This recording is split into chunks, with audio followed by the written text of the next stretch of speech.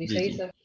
Sir software developer के लिए मतलब हमें PSD टू HTML कन्वर्जन जो होती है वो भी सीखना लाजमी है सर। वापस बोलिएगा, sorry. Sir Figma to HTML या PSD टू HTML जिस तरह कन्वर्जन्स करते हैं वेब डिजाइनिंग की, हम्म। तो वो भी सीखना लाजमी है सर हमारे लिए। यार, अगर देखा जाए तो वेब डेवलपमेंट के अंदर तो ये चीजें होती हैं ना यूजुअली तो हमारे पास। अब ये स्टैक के ऊपर डिपेंड करता है कि क्या अभी हम देख रहे हैं ना। अगर आप सिर्फ और सिर्फ बैकएंड देखेंगे तो डेफिनेटली इसकी जरूरत नहीं पड़ेगी।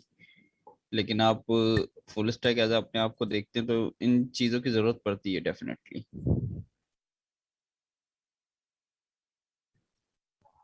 अच्छा सर, मेरा एक क्वेश्चन था।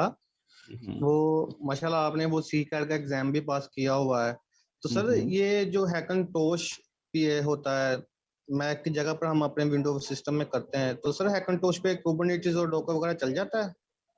हाँ हाँ, बिल्कुल चल जाता है, क्यों नहीं चलता। ठीक है सर। जब मैक हो गया तो फिर तो सब चल जाएगा ना यार। ठीक होगा सर। सर कोई इंटरनेशनल सर्टिफिकेशन है Q3 में? हाँ, AWS की है ना हमारे पास, आप कर सकते हैं, बिल्कुल कर सकते okay sir. Free of cost है? हैं। सॉरी। वो फ्री ऑफ नहीं कॉस्ट है? नहीं यार, सर्टिफिकेशंस कहाँ फ्री ऑफ कॉस्ट आती है। अच्छा, चल सर, ठीक। लेकिन इतनी महंगी भी नहीं है। तो सी कार्ड की करनी थी, वो सी कार्ड की अभी तक रुकी हुई है मेरी। सीकेट की सीकेट के एग्जाम के अंदर यही है कि आपको ना थोड़ा सा के अंदर उसमें सिनेरियोज देते हैं और आपको है ना इम्प्लीमेंटेशन ज्यादा करनी होती है। वो कहते हैं कि भाई पॉड बनाओ, इस पॉड के इतने इंस्टेंस होने चाहिए, फिर वट एवर इसको डिप्लॉय करना है। तो वो इस तरीके से ना वहाँ पे चीजें हैं, मतलब क्या कहते हैं, सही। प्रैक्टिकल चीजें ज्यादा है। ठीक है, जबकि ठीक हो गया। AWS में इसका उल्टा है। जब आप AWS का एग्जाम देते हो तो वो थियोरेटिकल जाता है। चाहिए, चले, सॉरी। सीकेट क्या? या माशाल्लाह से आप PIAC के थर्ड क्वार्टर में पहुंच चुके हैं और आपको अभी तक सीकेट का नहीं पता। Very ignore strange. करें सर, इग्नोर करें। नहीं नहीं यार, बताओ भाई को, बताओ क्या होता है CKAD. Certified Kubernetes developer. Certified Kubernetes application developer. ठीक है, सर ये सीकेट सीकेट। की ओके। फीस क्या है सर सर्टिफिकेशन की? यार $300। हाँ, ऐसे ही $500 से $300 के अंदर था। अभी बीच में कुछ इनका आता है, जैसे ये अभी क्रिसमस वगैरह आएगा तो वहाँ पर डिस्काउंट मिलेगा। लास्ट टाइम में डिस्काउंट मिला था, आई थिंक 100 या $200 हो गया था। मुझे सही से याद नहीं है, लेकिन डिस्काउंट्स आते हैं। तो थोड़ा सा अगर आपका जिन जिन का मूड है करने का ना, तो ये देखें दिसंबर तक कोई ना कोई डिस्काउंट आएगा होपफुली। लास्ट टाइम तो सर आया था। तो थोड़ा सा नजर रखिए, तो डिस्काउंट मिले तो वो ज्यादा बेहतर है। डिस्काउंट में आप वो कोर्स ले लें, मतलब सर्टिफिकेशन के लिए अप्लाई करते हैं। लेकिन आप सर्टिफिकेट उसके बाद वो उसकी भी एक टाइम लिमिट है, लाइक 3 महीने या 4 महीने ऐसा कुछ है। मुझे सही से याद नहीं है, तो मैं देख के बता दूंगा अगर if you are interested guys. तो चेक लीजिएगा, ये 2-3 महीने या है तो आप लेके फिर भले 1-2 महीने के बाद दे दे टेस्ट, कोई मसला नहीं है। सर तो जैसे सर AWS वगैरह आए हैं सर, तो क्या कम नहीं पड़ गई, बंदा क्या नहीं यूज करे सर फिर इसमें। यार, क्या बात कर रहे हो।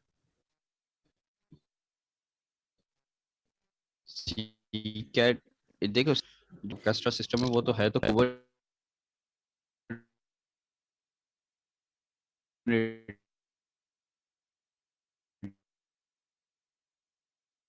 ही ना। कुबरनेटिस AWS पे भी हो सकता है। वो कुबरनेटिस नहीं पता होगा कि किस तरह हम डिप्लॉयमेंट करते हैं, सारी चीजें करते हैं, तो फिर वो AWS हो गूगल हो, फिर फायदा नहीं है। दोनों की चीज अपनी है, सर्वर्स अलग अलग है।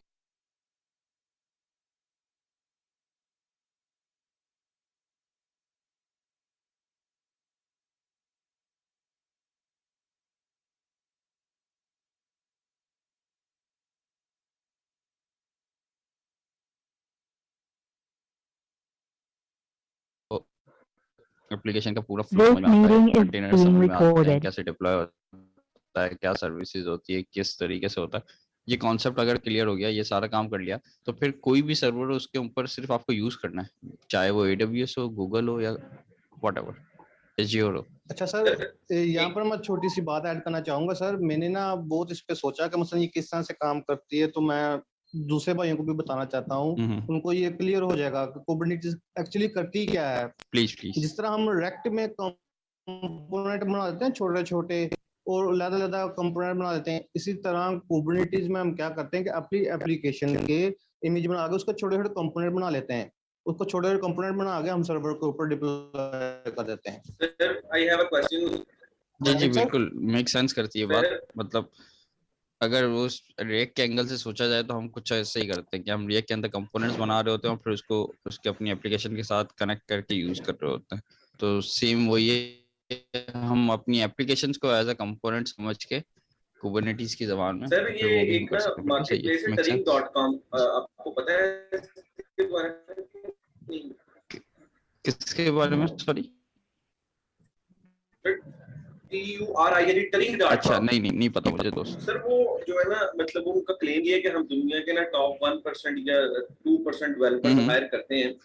तो सर उनके भी ना वो टेस्ट वगैरह ले रहे होते हैं। तो सर वो लास्ट मैंने पिछले कुछ दिनों बाद ना रिएक्ट का दिया था उनको ना टेस्ट, तो वो तो उन्होंने कर दिया पास सर, ठीक हो गया Very उनका good. जो भी क्राइटेरिया था।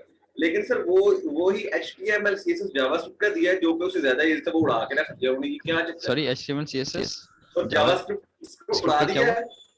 वो नहीं उन्होंने पास किया मेरा, ओह रिएक्ट अच्छा। का पास कर दिया सर। ये मतलब असल में देखें HTML CSS जावास्क्रिप्ट ना, अगर गौर से देखा जाए तो वो बेस है आपकी। और यूजुअली हम क्या करते हैं जब हम रिएक्ट की तरफ जाते हैं तो HTML CSS को भूल जाते हैं, तो ज्यादा मोर फोकस हमारा जावास्क्रिप्ट की तरफ होता है। If I am not wrong, ऐसा ही है। हम Yes, ज्यादातर sir. लॉजिकल चीजें ज्यादा देख रहे होते हैं, जबकि HTML CSS भी एक बेस है। HTML CSS के अपने स्टैंडर्ड्स हैं। जिस तरीके से अगर आप HTML5 के स्टैंडर्ड्स पढ़े तो उसके अंदर आर्टिकल्स हैं, सेक्शंस हैं, कब आर्टिकल यूज करने चाहिए, कब सेक्शंस यूज करना चाहिए। तो ये सारी चीजें अगर आप ये सारी चीजें एक दफा पढ़ लेंगे तो हो जाएगा क्लियर, कोई इतना बड़ा मसला नहीं है। तो उसके दूसरी बात स्टैंडर्ड्स को मीट करना है। जैसे आपने रिएक्ट पढ़ा था, रिएक्ट के अपने स्टैंडर्ड्स को मीट किया, आप क्लियर हो गए। HTML जब हमने पढ़ी थी वो सिर्फ बेसिक्स पढ़ी थी, फिर CSS बेसिक्स पढ़ के हमने सिर्फ उसको ये समझ में आ जाए कि HTML क्या है, CSS क्या है। उसके बाद हमने ज्यादातर फोकस जावास्क्रिप्ट साइड पे किया था, क्योंकि पूरे कोर्स के अंदर रिएक्ट है, फिर Node.js है। हम सारा काम जो भी कर रहे होते हैं वो पूरा जावास्क्रिप्ट के थ्रू कर रहे होते हैं, तो हमारा मोर फोकस जावास्क्रिप्ट पे था। HTML CSS सिर्फ आपको सिखाने की हद तक था कि आप सीखें और आप खुद यूज कर सकें। तो डेफिनेटली उसके अपने स्टैंडर्ड्स हैं। तो आपको अगर ऐसे कोई एग्जाम पास करने हो तो आपको डेफिनेटली HTML5 के स्टैंडर्ड्स को पढ़ रहे हैं, क्योंकि अभी काफी नए कॉन्सेप्ट भी आए हुए, लाइक सेक्शंस हो गया, आर्टिकल्स करने चाहिए, क्या सिनेरियोज दूसरी बात सर ये है कि जब डेवऑप्स के ट्रैक में गए हैं तो डॉकर जो है उन्होंने मतलब डॉकर का टेस्ट लिया और वो मेरा ना क्लियर हो गया। सर कुबरनेटिस का आया और कुबरनेटिस में भी उन्होंने वो सर एक पता नहीं पास कर रहे हैं, एक फेल कर रहे हैं, मुझे तो कुछ समझ नहीं लग रही। हालांकि मेरी कुबरनेटिस ज्यादा अच्छी थी सर डॉकर से। आप टॉपटेल यूज कर लें, टॉपटेल को वो भी इसी तरह इसका क्राइटेरिया है, वहां पर पहले अप्लाई करना पड़ता है, बाद में वो आपका टेस्ट लेंगे, फिर आप हायर होंगे एज ए फ्रीलांसर। यार ये मॉडललेस जो तरीके से जो आपके प्लेटफॉर्म है वो यही होता है कि वो आपसे टेस्ट लेते हैं, ताकि वो जो आपको हायर कर रहा हो तो वो सिर्फ ये कह सकता है कि हाँ यार इसने ये मेरा क्राइटेरिया मीट किया हुआ है। तो फिर कभी कभार ऐसा भी होता है कि आपने एक किसी प्लेटफॉर्म पर टेस्ट दे दिया, लेकिन आपका जब किसी क्लाइंट के साथ इंटरव्यू होता है तो इंटरव्यू में टेस्ट क्लाइंट अपना खुद अलग से भी देता है, ऐसा भी होता है। तो जरूरी नहीं है कि आपने वो टेस्ट पास किया या फेल किया तो इसके बिहाफ पे सारा काम होता है। तो खैर चलें आगे चलते हैं। अच्छा जी, तो काफी सर 1 अगस्त के बाद कोई लेक्चर नहीं आया ऑनलाइन यार। अनफॉर्चुनेट मेरी गलती है, मैंने एक्चुअली डाउनलोड कर लिया, मैंने अपलोड नहीं किया। मैं करता हूँ यार, सॉरी यार, एक साथ ही 2 कर दूंगा। अच्छा तो मुझे आपने लास्ट वीक में आपने कहा था कि हम जेम स्टैक को डिस्कस करेंगे अगली क्लास में, जरा अच्छे से काइंडली सर थोड़ा सा गेस्ट से पहले उसी पे चल रहा है, उसी पे मैं आ रहा था। अच्छा अब मुझे बताएं, जो लास्ट क्लास में हमने स्टार्ट किया था जेम स्टैक डिस्कशन चल रही थी, क्योंकि देखें अगर मेरा ये मानना है कि अगर आपको प्रॉब्लम्स पता हो ना, और सर जिया भी हमेशा यही कहते हैं कि अगर आपको प्रॉब्लम्स पता है तो आप सॉल्यूशन ढूंढ सकते हैं। अगर आपको प्रॉब्लम नहीं पता तो सॉल्यूशन कैसे ढूंढेंगे आप? इसी तरह ही है सर। तो बस अगर आपको ये समझ में आ जाए ना कि हम क्या वजह थी जिस वजह से आपको ये समझ में आ गया कि रिएक्ट हमने क्यों यूज किया था? क्योंकि जब आपने HTML CSS जावास्क्रिप्ट पे काम किया तो आपने देखा कि काम बहुत लेंथी हो रहा है, एक ही चीज मुझे कॉपी पेस्ट करके दोबारा करनी पड़ती है। जब हम रिएक्ट में आए तो आपने देखा कि उसको हमने कंपोनेंट्स बना के किस तरीके से यूज किया, कैसे रीयूज किए कंपोनेंट्स, कैसे डायनामिक कंपोनेंट्स बनाए हमने, ऐसा हुआ? जी जी सर। ठीक है, अब हम बात करते हैं गेट्सबी की, मतलब जैम स्टैक की पूरे। तो जैम स्टैक के अंदर गेट्सबी है, कॉन्टेंटफुल है, वो सारी चीजें हम देखते हुए आगे चलते हैं। अच्छा, अब ये बताएं, यहाँ पे एक चीज लिखी हुई है गेट्सबी स्टैटिक साइट जनरेटर, क्या मतलब इसका? स्टैटिक साइट का पहले मतलब मुझे बताएं थोड़ी सी। आप लोगों ने वैसे पहले मुझे ये बताएं, ये लास्ट क्लास पे हमने जो डिस्कशन की थी उसके बाद किसी ने थोड़ा सा रिसर्च की, कुछ सर्च किया, पढ़ने की कोशिश की कि क्या होता है क्या नहीं? जी सर, कोशिश की लेकिन ये नहीं पढ़ा। वो पिछला ही जो है ना, वो ट्यूशन के हवाले से वो GraphQL GraphQL पढ़ रहे थे। अपोलो अच्छा, सर्वर, अच्छा। उसकी के ऊपर अटके हुए थे। लेकिन वो अभी डिफिकल्ट है, अंडरस्टैंडिंग है, क्योंकि जब हमने स्टार्ट में रेस्ट एपीआई को शुरू किया था तो बड़ी कंफ्यूजिंग होती थी कि यार सर्वर साइड कैसे वो ऐड होगा। अब जब देखते हैं रेस्ट एपीआई को तो वो हलवा लगता है, इस तरह से ये इसकी रिक्वेस्टें आती हैं। तो ये भी इंशाल्लाह फर्दर टाइम जैसे जैसे हो करते जाएगा, रहेंगे वो भी हो जाएगा एग्जैक्टली। अगर हर चीज मांगती है प्रैक्टिस, अगर आप प्रैक्टिस करते रहेंगे, उसको यूज करने की कोशिश करते रहेंगे तो चीजें क्लियर होती रहेंगी। अगर आप जी ये सर। सोचे कि अब मैं 2 घंटे के अंदर आपको सारी चीजें पढ़ा दूं, तो ये पॉसिबल तो हो ही नहीं सकता ना दोस्त, मेहनत जी करनी सर। पड़ेगी आपको। और सर स्टैटिक साइट का मतलब सर यहाँ तक समझ आती है कि वो ये है कि कोई टेम्पलेट, हेडर बैनर वगैरह का कोई टेम्पलेट बना बनाया है जो कि चेंज नहीं हो रहा, हम एक रिक्वेस्ट करेंगे तो वो टेम्पलेट हमारे पास आ जाएगा। यहाँ सही तक है, की समझ आती है। हाँ सही है। स्टैटिक साइट्स का मतलब यूजुअली लोग यही देखते हैं कि कुछ वेबसाइट बनाई एक दफा, HTML CSS या जावास्क्रिप्ट थोड़ी बहुत यूज की तो, और उसको हमने कहीं पे डिप्लॉय कर दिया, और वो डिप्लॉय होने के बाद हो सकता है कि किसी महीने में चेंज होती हो, किसी साल में चेंज होती हो, वरना तो वो चेंज भी नहीं होती बहुत सी वेबसाइट। ऐसा ही है। जी सर। ऐसी वेबसाइट्स को हम यूजुअली स्टैटिक साइट कहते हैं। और डायनेमिक साइट किसे कहते हैं? जैसे फेसबुक हो गई, दराज हो गई, ऐसा ही है। जी सर। ठीक है, ये डायनेमिक है। डायनेमिक से मतलब कि लिंक्डइन हो गई, जीमेल हो गया आपका, तो ये एप्लीकेशंस आपकी डायनेमिक है। जैसे डेटा आ रहा होता है, अपडेट हो रही होती है, सारी चीजें हो रही हैं उसके अंदर। सर ये जैसे पोर्टफोलियो वेबसाइट्स, पोर्टफोलियोज होते हैं, ये स्टैटिक साइट होते हैं ना? कौन से पोर्टफोलियोज? हाँ, यूजुअली वो पोर्टफोलियोज स्टैटिक ही होते हैं, एग्जैक्टली। तो सर ये जो ब्लॉगिंग साइट्स होती हैं ये क्या होती हैं? ब्लॉगिंग साइट्स भी अगर आप गौर से देखें ना, तो वो मिक्सचर है। मिक्सचर का मतलब कि ज्यादातर उसके अंदर अगर कोई नई पोस्ट आएगी तो आपको नजर आ रहा होगा, वरना तो ज्यादातर डेटा ऐसा है जो एक दफा डल चुका है, वो अपडेट नहीं हो रहा। ऐसा ही है ना? जो लास्ट आपने एग्जांपल दी थी वही PDF वाली साइट की। हाँ, लास्ट हमने एग्जांपल में क्या डिस्कस कर रहे थे? हम कह रहे थे कि यार एक कंपनी होगी, उस कंपनी के कुछ कैटलॉग्स होंगे। अब मुझे ये बताओ कि कैटलॉग्स कब अपडेट होते होंगे? माइट भी 2 महीने में, 3 महीने में एक कैटेगरी ऐड हो गई होगी या एक प्रोडक्ट ऐड हो गई होगी, ऐसा ही होगा ना? तो ऐसी वेबसाइट के लिए स्टैटिक ही है ना, उसके अंदर कोई डेटा रैंडम चेंज नहीं हो रहा, कोई मतलब डायनेमिक चीजें नहीं आ रही उसके अंदर। ऐसा ही है समाव। मतलब सर जब भी नया लॉग आएगा तो वो दोबारा जनरेट हो जाएगी। एग्जैक्टली नया, जैसे नई कैटेगरी आएगी तो आपने ऊपर वाला डिव नीचे पेस्ट किया, कॉपी पेस्ट किया, वो कैटेगरी का नाम डाल दिया, जो नया था वहां पे डिप्लॉय कर दिया। सर तो इसमें तो मेरे ख्याल में जावास्क्रिप्ट वगैरह यूज नहीं हो रही होगी, सिर्फ HTML CSS और जरूरी नहीं है, हो सकता है आपने स्लाइडर्स लगाए हुए। जावास्क्रिप्ट तो बहुत से तरीकों से यूज होते हैं। स्लाइडर्स लगाए हुए हैं आपने, कोई स्क्रॉलिंग का फंक्शनलिटी जावास्क्रिप्ट से की है, तो जावास्क्रिप्ट हो सकती है, ये मसला नहीं है। तो जावास्क्रिप्ट थोड़ी ये डायनेमिक चीजों के लिए थोड़ी यूज की जाती है, उसके जो बिहेवियर्स है हम उसके लिए भी तो यूज करते हैं ना। जैसे मैं क्लिक करता हूँ किसी पेज पे, तो हो सकता है मुझे उसको नए पेज पे लेके जाना हो, जावास्क्रिप्ट की मदद से लेके जाना हो, HTML से ना लेके जाना हो, कुछ उसके बिहाफ पे कुछ और काम करने हो, अलर्ट करवाना हो, तो जावास्क्रिप्ट है, उसको हम यूज कर सकते हैं, वो मसला नहीं है। अब ये मसला है कि हम उसको यूज किस तरह करते हैं, डायनेमिकली करते हैं या स्टैटिक साइट के कॉन्सेप्ट से। तो पहले तो ये बताओ, स्टैटिक समझ में आ गया आपको? जी सर। कि लेट से प्रोडक्ट्स थी हमारी, एक वेबसाइट, एक कंपनी है, उसकी प्रोडक्ट्स थी, और सॉरी कैटेगरीज थी, और कैटेगरीज की प्रोडक्ट्स थी।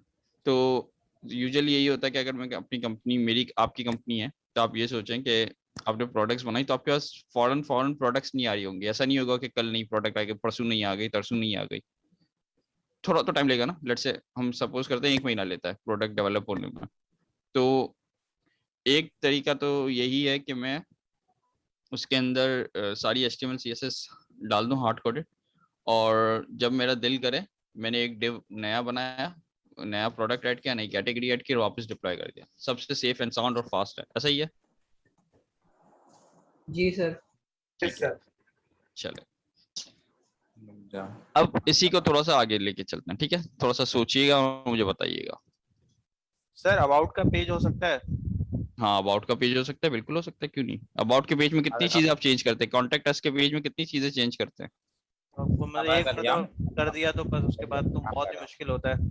बिल्कुल। कभी कोई चेंज करना हुआ तो फिक्स हो जाता है।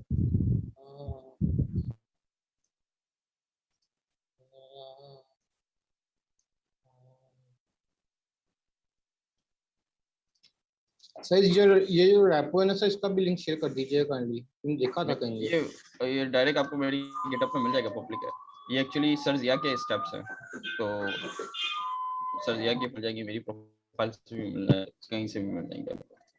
अच्छा जी, तो अब हमने क्या सोचा कि थोड़ी देर पहले अभी हमने जो डिस्कशन की उस हवाले से अगर मैं देखूं तो हम लोग थे गैट्सबी के समझने के ऊपर कि व्हाट इज गैट्सबी, और इसको हम स्टैटिक साइट जनरेटर कहते हैं। तो स्टैटिक क्या है? स्टैटिक का मतलब यह है कि आपने HTML CSS लिखी और उसको हमने कहीं पे क्या कर दिया, डिप्लॉय कर दिया, और ऑन चेंज हमने क्या किया, वापस HTML CSS को क्या किया, अपडेट किया और फिर डिप्लॉय कर दिया। ऐसा ही हो रहा है इसमें से। अगर आप गौर से देखें, अगर हमारे पास एक बहुत अच्छी भाई ने भी बात बताई कि जैसे प्रोडक्ट का पेज है, हो सकता है प्रोडक्ट्स आपकी अपडेट हो रही हो एवरी मंथ, थोड़ी देर के लिए ये सोचते हैं, लेकिन आप ये बताएं, आपका कॉन्टैक्ट अस या अबाउट का पेज अपडेट होता है यूजुअली? कॉन्टैक्ट अस में तो यही होता है ना कि भाई हमें कॉन्टैक्ट करना हो तो ये ईमेल आईडी है और ये पासवर्ड है, ओ सॉरी ये ईमेल आईडी और ये फोन नंबर है। और अबाउट के अंदर कंपनी की इंफॉर्मेशन होती है कि कैसे हुआ, क्या हुआ, व्हाटएवर कंपनी के बारे में होता है। तो क्या ये चीजें मोस्टली चेंज होती हैं? नहीं, बहुत कम, बहुत कम ना। ठीक है, तो अब ऐसी वेबसाइट्स के लिए स्टैटिक अच्छा है कि हाँ यार इसमें ज्यादा चीजें चेंज नहीं हो रही, बहुत फास्ट, तो हम लोग क्या बना ले, HTML और CSS से बना ले पूरा काम, ठीक हो गया। और अपडेट होगा तो लेट्स से अगर कोई प्रोडक्ट अपडेट हुई तो हमने उस प्रोडक्ट के पेज को अपडेट किया और फिर हमने वापस से क्या कर दिया, डिप्लॉय। यहाँ तक पहले बताइए, ये क्लियर है जी? जबरदस्त। अब मुझे ये बताएं कि यहाँ पे सारी चीजें क्या थी हमारे केस में? स्टैटिक थी, और सारी चीजें हमने क्या रखी हुई थी, hard coded sir. Hard coded रखी हुई थी, सही है ना? हार्ड कोडेड समझ में आती है ना बात? Yes sir. सारे हमने डिव्स को कॉपी पेस्ट किया, खुद से लिखा और वापस डिप्लॉय कर दिया। अब ये हार्ड कोडेड चीज है। अब अगर मैं थोड़ा सा वर्डप्रेस को देखें, अब सबको नहीं पता तो भी टेंशन नहीं है, सिर्फ कॉन्सेप्ट के लिए मैं बता रहा हूँ। वर्डप्रेस में क्या होता है? वर्डप्रेस में HTML CSS तो होती है, लेकिन जावास्क्रिप्ट की मदद से ये लोग ज्यादातर डेटा कहाँ से लेके आ रहे होते हैं? डेटाबेस से। अब इसके अंदर सबसे बड़ा मसला क्या है, इसमें जो कॉन्टेक्ट की इंफॉर्मेशन है वो कहाँ पे सेव है? डेटाबेस पे। ऐसे ही है। अबाउट की इंफॉर्मेशन है वो कहाँ सेव है? डेटाबेस पे, और डेफिनेटली प्रोडक्ट तो होंगे ही होंगे डेटाबेस में। अब इसमें मसला क्या है, मुझे ये बताएं। अब जब भी कोई स्टैटिक पे जाता है तो स्टैटिक तो बहुत फास्ट रेंडर हो जाता है ना, क्योंकि उसके अंदर तो पहले से HTML CSS मौजूद है। तो जैसे ही वो एंटर करेगा कोई API रिक्वेस्ट नहीं आएगी, कुछ नहीं आएगी, HTML CSS ब्राउजर के अंदर फौरन रन हो जाएगी। ऐसा ही है, बहुत फास्ट हो गया काम, ये वाला काम बहुत फास्ट है। ऐसा ही है, सारे पेजेस वो डेटाबेस से जो है ना वो कॉल होंगे फिर। हाँ, यहाँ पे सबसे बड़ा मसला क्या है, अब मुझे ये बताएं। यहाँ पे सबसे बड़ा प्रॉब्लम यही है कि कॉन्टेक्ट एस पर जाएगा। अब ये, हाँ अब ये देखें, अब मैं कहता हूँ यहाँ पे 1000 यूजर्स की बात करते हैं, ठीक है? अभी हम कॉन्सेप्चुअल चलते हैं कि हमारे पास कितने यूजर्स हैं,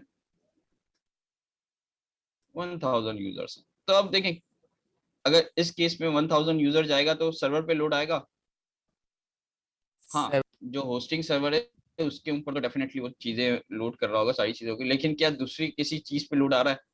क्योंकि नहीं ना है। यहाँ पे एपीआई नहीं। कॉल है, ना यहाँ पे डेटाबेस बीच में आ रहा है, ना कुछ हो रहा है, ना कुछ हो रहा है। तो अब ये कितना फास्ट हो गया? एम आई राइट और नॉट? यस सही है सही है। अब इसी सिनेरियो को आप देखिए थाउजेंड्स को इसके साथ, वर्डप्रेस के साथ, तो क्या होगा यहाँ पे? सर 1000 यूजर्स कॉल होंगी और 1000 डेटाबेस की कॉल होंगी। एग्जैक्टली। वो But बैठ क्या नहीं ये जाएगी स्लो है? वेबसाइट, इतना लोड आएगा उसमें। जी डेटाबेस भी बार बार कॉल हो रहा होगा। एग्जैक्टली। तो अगर मैं इन दोनों में से अभी थोड़ी देर के लिए आपसे ऐसे ही पूछूं कि फास्ट अगर काम है तो क्या है, कौन सा वाला है? स्टैटिक ऊपर वाला ना, स्टैटिक वाला, क्योंकि ये तो Hard डायनेमिक है। coded ठीक वाला। है चलो माना है ये डायनेमिक है, क्योंकि हर चीज कहाँ से आ रही है, चेंज हो सकती है किसी भी वक्त, सारी चीजें डायनेमिक तो है, लेकिन इसके साथ हमारे पास कॉस्ट भी तो इफेक्ट कर रही है ना, यस परफॉर्मेंस भी है, कॉस्ट भी है, ठीक है, दोनों चीजें। परफॉर्मेंस हम देख रहे हैं और एक चीज हम देख रहे हैं, कॉस्ट।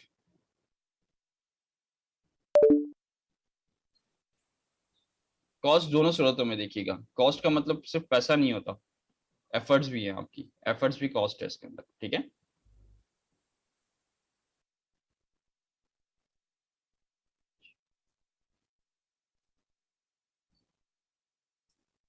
समझ में आती है, मेक सेंस करती है बात ये, कि कॉस्ट का यस मतलब सर सिर्फ हमेशा पैसा ही नहीं होता। जब हम एप्लीकेशन बनाते हैं तो आपका टाइम भी इसके अंदर क्या है, कॉस्ट है। कॉस्ट सही है, चलें जी। तो ये भी हम अब इन दोनों पैरामीटर्स के रखते हुए हम लोग हर सिनेरियोस को देखने की कोशिश करते हैं थोड़ी देर के लिए। ओके फाइन हो गया। चल अब एक और टॉपिक, पहले हमने देखा Gatsby is a static site generator, ठीक है, इतना क्लियर है? आगे चलूं? चले चले। चलो अब ये देखें, ये क्या कह रहा है, यहाँ पे थोड़ी मीनिंग्स चेंज हो गए। स्टैटिक का मतलब हमने सोचा था कि हर चीज हमारे पास क्या होगी मौजूद, हार्ड कोडेड, और हार्ड कोडेड होगी तो वो डायनेमिक नहीं होगी, लेकिन यहाँ पे ये क्या कह रहा है, कोई बताएगा पढ़ के? बिल्कुल उल्ट बात कर रहा है ये तो। बिल्कुल सही है। साइड डायनेमिक इंटरैक्टिव नहीं होगी। ये कह रहा है स्टैटिक साइट का मतलब ये नहीं है कि ये इंटरेक्टिव और डायनेमिक नहीं होगी, ये इंटरेक्टिव भी होगी, डायनेमिक भी होगी, लेकिन होगी क्या, सर मतलब वो स्टैटिक हो साइट। जी सर मैं कह रहा हूँ हो सकता है वो डेटाबेस से कम्युनिकेट ना कर रहा हो जब स्टैटिक साइट होती है जो। बिल्कुल सही कह रहे हो, डेटाबेस से स्टैटिक साइट कम्युनिकेट ज्यादा नहीं कर रही होती, क्योंकि हम तो एक ही दफा सारी चीजें। चलें अब आते हैं हम वापस से, हम यहाँ पे डिस्कस कर रहे थे किसकी, प्रोडक्ट्स की ना। तो यहाँ पे तो सारी प्रोडक्ट्स कैसी थी, हार्ड कोडेड, ऐसा ही है।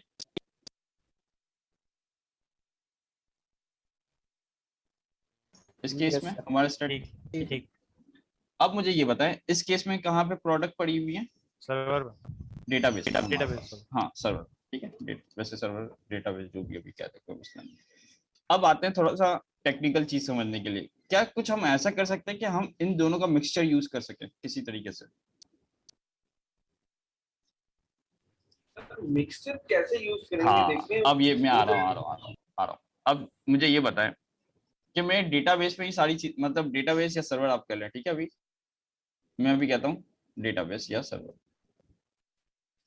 अभी आपके पास सारी प्रोडक्ट्स कहाँ पे पड़ी हुई है, डेटाबेस या सर्वर पे प्रोडक्ट्स पड़ी हुई है, ठीक है, कोई मसला नहीं, ठीक है।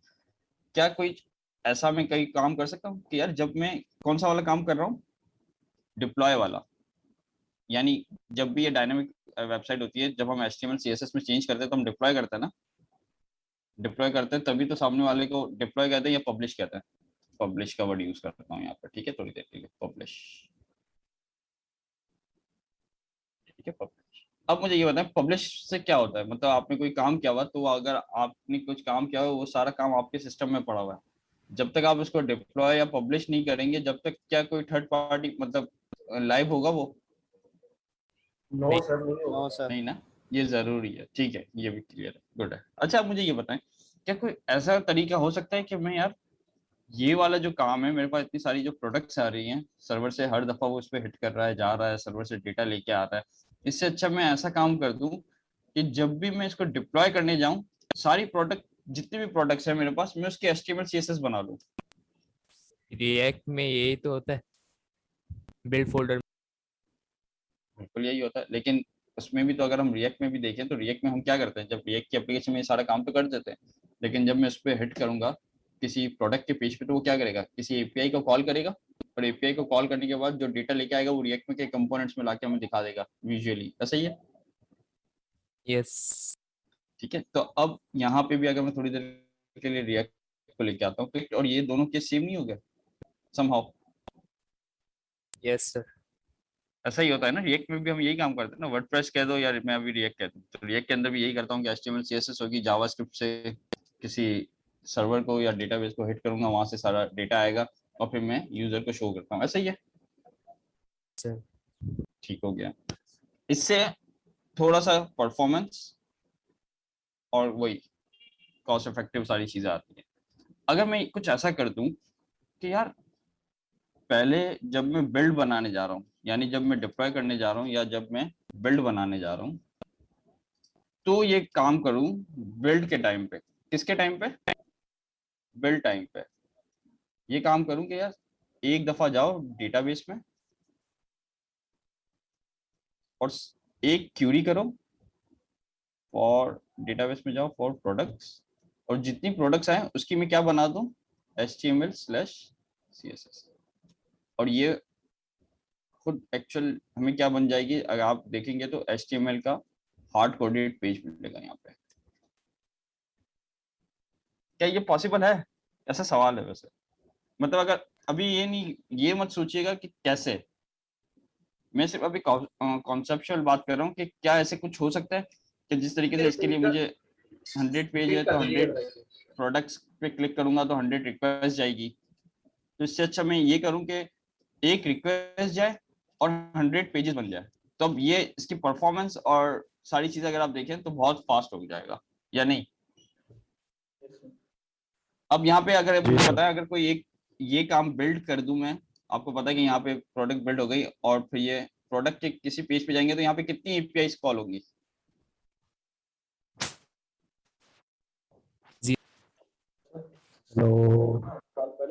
कोई भी नहीं होगी, बिल्कुल Zero. कोई भी नहीं होगी, क्योंकि हमने पहले ही बिल्ड टाइम पे API कॉल करके पूरी HTML को क्या कर दिया है,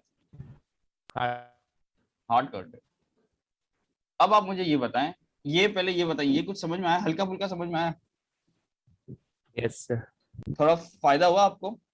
जहाँ आपको थोड़ा सा काइंड से दोबारा रिपीट कर दीजिए। थोड़ा सा हाँ, रिपीट कर दें मैं सर। कर रहा हूँ, मैं वही कर रहा हूँ।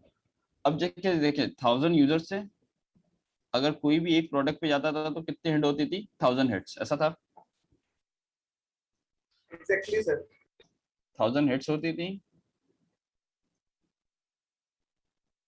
इसमें API कॉल्स जाती थी, वो डेटाबेस से डेटा लेके आती थी और फिर हमें UI पे शो कर देती थी।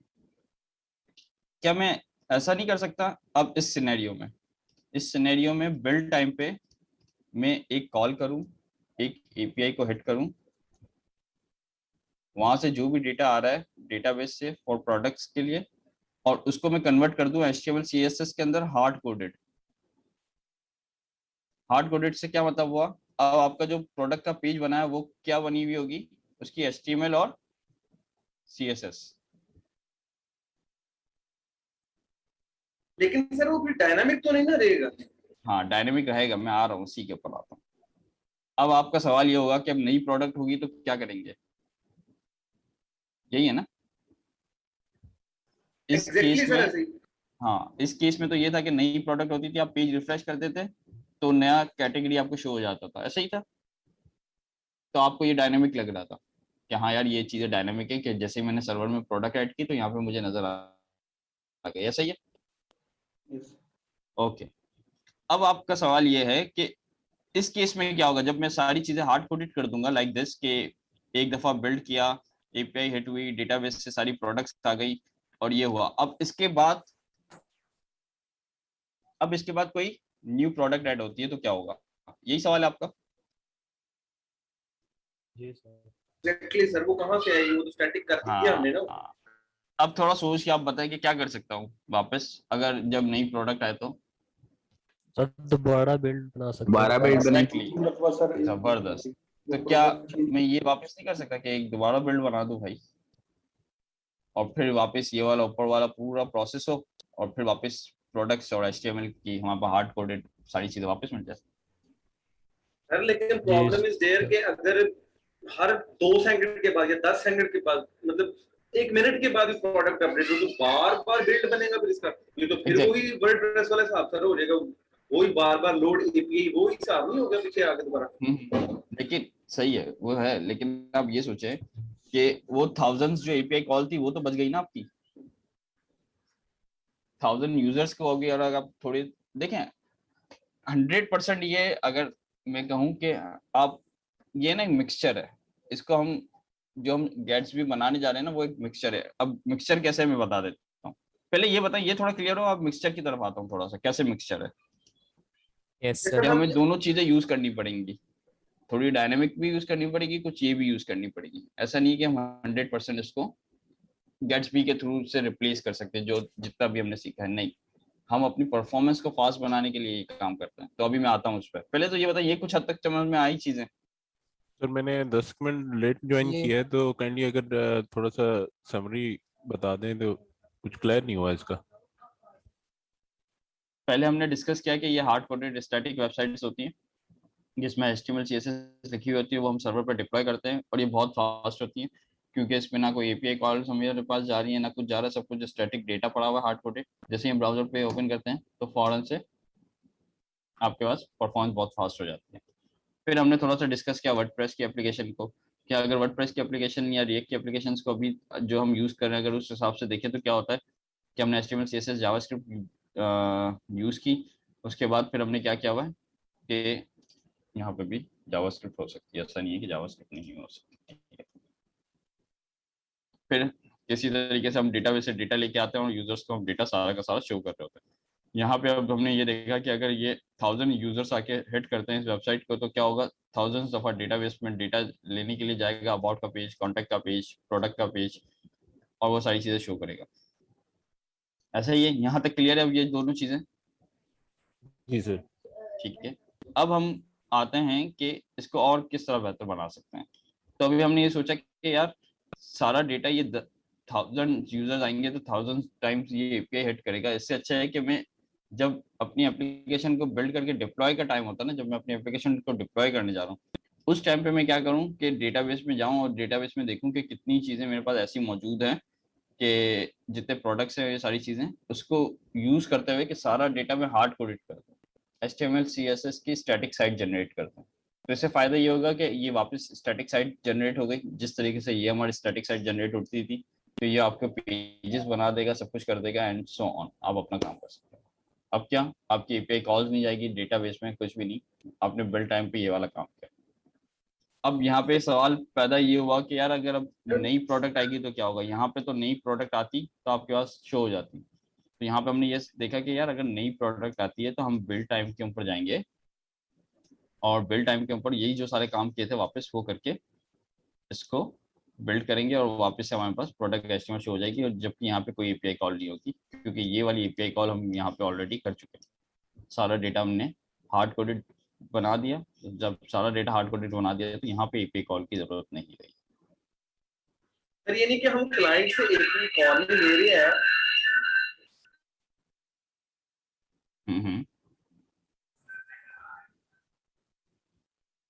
सर हम क्लाइंट से एपीआई कॉल ले रहे हैं, जब भी हम बिल्ड बना रहे हैं तब हम एपीआई कॉल ले रहे हैं, हम ये करना चाह रहे हैं ना? यस यस यस यस बिल्कुल, बिल्ड टाइम पे ही हम एपीआई कॉल करेंगे, जो डेटा होगा वो हमने सारा डेटा बना के हार्ड कोडेड बना देंगे। ठीक है, अब सवाल बहुत सारे खड़े हुए होंगे आता हूँ मैं आहिस्ता आहिस्ता एक एक सवाल के ऊपर भी। लेकिन पहले ये बताइए, ये कुछ हद तक समझ में आया, कुछ हद तक परफॉर्मेंस हम टैकल कर सकते हैं जी यस सर। है ना? Yes sir. ये तो Good. सिनेरियो पर डिपेंड कर रहा है कि अगर तो हम जो है वो प्रोडक्ट्स जो है रियली अपडेट कर रहे हैं फिर तो ठीक है। अगर रियल टाइम पे कोई एप्लीकेशन अपडेट हो रही है तो वहां पे फिर ये सूट नहीं करेगी। हाँ बिल्कुल सही कहा आपने। मैं आ रहा हूँ, मैं वही कह रहा हूँ ना, आहिस्ता आहिस्ता अब सवालों पे आता हूँ आपके। पहले थोड़ा सा ये क्लियर हो जाए ना कि वर्डप्रेस के अंदर क्या सिनेरियोस चल रहे थे, अब ये थोड़ा सा फास्ट आपको क्यों लग रहा है? ठीक है, अभी आहिस्ता आहिस्ता आऊंगा तो और चीजें भी आपको क्लियर होगी। अब आपके सवाल तो काफी होंगे मुझे पता है, लेकिन मैं आता हूँ। अब मुझे ये बताएं कि आप ये सोच रहे होंगे थोड़ी देर के लिए, ये सोच लें, चले प्रॉब्लम मैं बताता हूँ आपको। मैं जब इस तरीके से बात कर रहा हूँ कि यार ये करूंगा तो ये होगा। अब मैं कहता हूँ आपको चैट आपकी एप्लीकेशन के अंदर आपने एक फीचर ले लिया चैट का। अब ये चैट क्या होता है, स्टैटिक होता है या रियल टाइम होता है? सही है, रियल टाइम। रियल टाइम होता हार्डली रियल टाइम होता है ना? रियल टाइम होता है। तो क्या ये काम मैं गेट्सबी से कैसे अचीव करूँ? अब सवाल मेरा ही आप लोगों से। चले पहले तो आप मतलब कैसे अचीव करूंगा? गेट्सबी को भी थोड़ी देर के लिए छोड़ता हूँ क्योंकि ये काम हमें गेट्सबी पूरा करके दे रहा है। अभी मैं गेट्सबी का नाम नहीं लेता। अभी ये पूछे, अभी मैं आपसे पूछ रहा हूँ कि यार ये चीजें समझ में तो आ गई मुझे कि हाँ चलो यार कुछ हद तक मैं अचीव कर सकता हूँ चीजों को, लेकिन क्या मैं इसको कभी अचीव कर पाऊंगा? मुश्किल है सर। ये ग्राफ क्यूएल से होता है। हम्म, GraphQL I think provide करता है सर ये लाइव जो है ना चैट वो एक अलग बात है। ठीक है, नहीं मैं फिर अभी थोड़ी देर के लिए अचीव सोचें। तो हो जाएगा लेकिन सर्वर पे प्रोसेसिंग बहुत बढ़ जाएगी। तो हाँ मतलब आप ये सोच रहे होंगे ना कि अगर 1000 यूजर्स आपस में किसी एक दूसरे के साथ चैट कर रहे होंगे तो एक मैसेज जाएगा, वापस बिल्ड बनेगी, फिर वापस चलेगा, ऐसा है? जी बिल्कुल। नहीं। फील यहाँ मुझे तो पे ऐसा ही लग रहा है। कंपोनेंट के लिए हाँ बिल्कुल सही कह रहे हैं। डेटाबेस कॉल करना। मैं उसी पे आ रहा हूँ। अगर आप ये सोच रहे हैं तो बिल्कुल गलत है। ठीक है, क्यों? अब मैं आता हूँ क्यों। क्योंकि जब हम अपनी एप्लीकेशंस बनाते हैं ना तो हम उसको मिक्सचर बना के चला सकते हैं। ठीक है, मिक्सचर बना के कि आपको पता है कि जिस तरीके से अगर मैं थोड़ी देर के लिए यहाँ पे आऊँ और YouTube तो आपने देखा ही होगा ना, तो YouTube के अंदर क्या होता है कि आपके पास ये हेडर्स होता है, फिर वीडियोस आ रही होती हैं, फिर वीडियो प्ले हो रही होती है। तो इसमें से आपको क्या लगता है कि कौन सी चीजें आपको लगती है कि डायनेमिक ज्यादा हैं और कौन सी चीजें लगती है कि आपको स्टैटिक ज्यादा है? वीडियो सेक्शन डायनामिक है, बाकी सारा स्टैटिक है। हाँ स्टैटिक, एग्जैक्टली। तो मुझे ये बताएं कि क्या मुझे उसको हर दफा डेटाबेस से या कहीं से लेके आने की जरूरत है? या तो एक तरीका तो ये कि मैं हार्ड कोडेड सारी चीजें डाल दूं स्टैटिक, वो तो बहुत अच्छा तरीका है, ठीक है। लेकिन क्या जरूरी है कि वो स्टैटिक ही रहे? क्या हो सकता है कभी चेंज हो या ना हो, कभी हो भी सकता है चेंज हो, ऐसा है?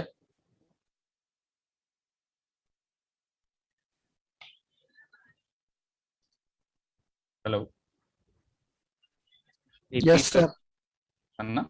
तो ये मिक्सचर है, ठीक है, क्योंकि कुछ चीजें आपकी चेंज हो रही हैं और कुछ चीजें चेंज नहीं हो रही। तो ये आपको देखने कि आपकी एप्लीकेशन के अंदर स्टैटिक कंटेंट ज्यादा कौन सा है। ठीक है, जो आपको लगे कि स्टैटिक कंटेंट ज्यादा है। लेट्स से अगर मैं दराज की बात करूं, दराज के अंदर क्या होता है, आपका हेडर है, यहाँ पे आपके पास सारी कैटेगरीज लिखी हुई आ रही होती है, ऐसा है? हाँ, उसके बाद यहाँ पे प्रोडक्ट सारी डायनेमिक होगी, am I right? तो सर ये तो हमारी आउटलुक और जीमेल की वेबसाइट की पेज भी ऐसी होता है, इनबॉक्स हाँ सारा होता है, एग्जैक्टली, जंक्स बिल्कुल वगैरह सही होता है। सोचा आपने। हाँ, अगर वो भी एग्जांपल आपके पास बिल्कुल जबरदस्त है कि अब अगर कंपोज वाला मतलब सॉरी कंपोज क्या कह रहा हूँ, अगर आप जीमेल को देखें, जीमेल में क्या है, हेडर आपका बिल्कुल वैसे का वैसे ही होता है, आपका साइड मेन्यू बिल्कुल वैसे का वैसे ही होता है, सिर्फ आपका जो कंटेंट चेंज हो रहा होता है वो बीच में चेंज हो रहा होता है, ईमेल्स लाइव भी आ रही होती है, रिप्लाई आ रहे होते हैं, बिल्कुल रियल टाइम चल रहा होता है, ऐसा है? सर हेडर की स्टेट भी तो चेंज हो रही होती है, लाइक नोटिफिकेशन वगैरह आते हैं तो वो भी विजिबल होते हैं। हाँ एग्जैक्टली। तो कुछ मतलब उसको भी अगर मैं रिएक्ट के कंपोनेंट के हिसाब से सोचूं तो क्या एक पोर्शन ऐसा है, एक कंपोनेंट ऐसा है कि डायनेमिक है और बाकी जो पूरा हेडर है वो स्टैटिक, ऐसा है? Yes sir. जी सही है ना? तो ये हम मिक्सचर को यूज करते हुए हम ये काम अचीव कर सकते हैं। या तो एक तरीका कि मैं हर दफा पूरी पूरी एप्लीकेशन डिप्लॉय कर रहा हूँ, और या तो एक तरीका है कि मैं अपनी कुछ चीजें फास्ट बनाने के लिए, कुछ चीजें जो मेरी स्टैटिक है, मुझे पता है कि यार कभी कंपनी का नाम चेंज नहीं होना, कभी कंपनी का लोगो चेंज नहीं होना, अगर होगा तो ठीक है मैं अपडेट कर दूंगा किसी टाइम पे। लेकिन हर दफा जब मैं एप्लीकेशन डिप्लॉय करने जा रहा हूँ या कुछ करने जा रहा हूँ तो मुझे पूरी पूरी एप्लीकेशन वापस से नहीं करनी पड़ेगी, जो चीजें मैंने स्टैटिक डली हुई वो स्टैटिक में यूज कर सकता हूँ। और स्टैटिक आपको पता है बहुत फास्ट होती है, क्योंकि जैसे ही ब्राउजर ओपन होगा तो HTML CSS तो फौरन रेंडर हो जाती है। हाँ, जावास्क्रिप्ट के लिए API कॉल्स और सारी चीजें जाती है। तो जैसे सर मैंने क्या कहा, अब जैसे सर ये है, लेकिन अब यही वाला सवाल था कि लाइव वाली बोले बोले बात तो सर उधर रहेगी ना कि हमने कहा कि अभी किसी भी फ्रेमवर्क पे या किसी भी वेबसाइट पे, जैसे यूट्यूब आपने जीने का एग्जांपल दिया, तो सर वो जो स्टैटिक चीजें वो तो उधर रहेंगी, लेकिन जो अंदर टाइम है उसको हम सर कैसे करेंगे वो आप बता रहे हैं। हाँ, मैं आ रहा हूँ मैं उसी की तरफ आ रहा हूँ। अब ये देखिए, इसको हमें यूज करने का तरीका है। अब इसमें दो चीजें हैं, अब आपको समझ में आएगी, प्रॉब्लम समझ में आ गई? Yes sir. प्रॉब्लम तो अब देखें, अब जो लास्ट टाइम मैंने क्लास में बात की थी, एक कहा था मैंने, होता है एक होता है बिल्ड टाइम और एक दूसरा क्या होता है, रन टाइम। याद आया कुछ? लास्ट क्लास में हम ये डिस्कस करना स्टार्ट किया था हमने। Yes sir. सही है। तो एक और चीज है कि जिस तरीके से हम ये सारी एग्जांपल्स दे रहे हैं, एक और एग्जांपल मैं आपको देता हूँ कि जैसे ही मैं लॉगिन का बटन प्रेस करूंगा, मुझे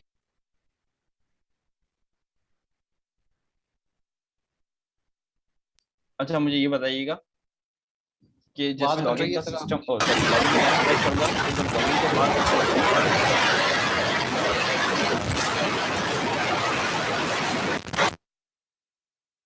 अच्छा क्लास में मुझे ये बताइएगा, जब मैं लॉगिन करूंगा तो लॉगिन के बाद जो इन्फॉर्मेशन आएगी, क्या वो स्टैटिक होगी या वो डायनेमिक होगी? डायनेमिक। बंद कर दीजिए, कौन है भाई ये?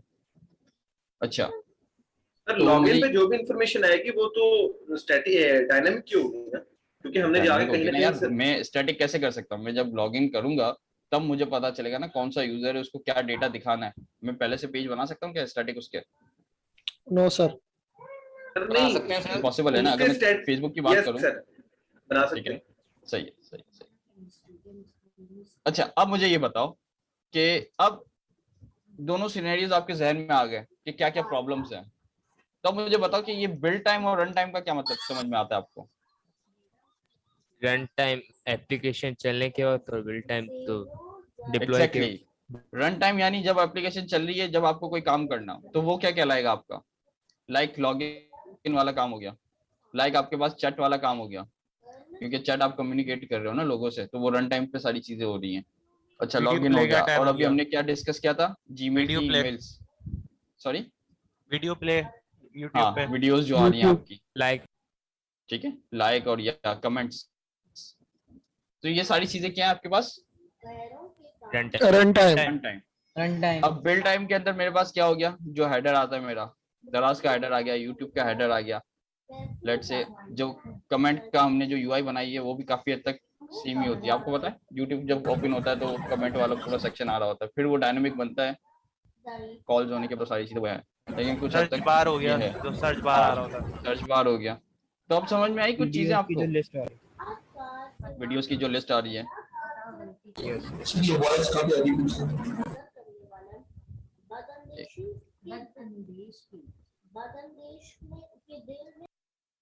फैसल भाई प्लीज आवाज बंद, माइक म्यूट कर दें अपना।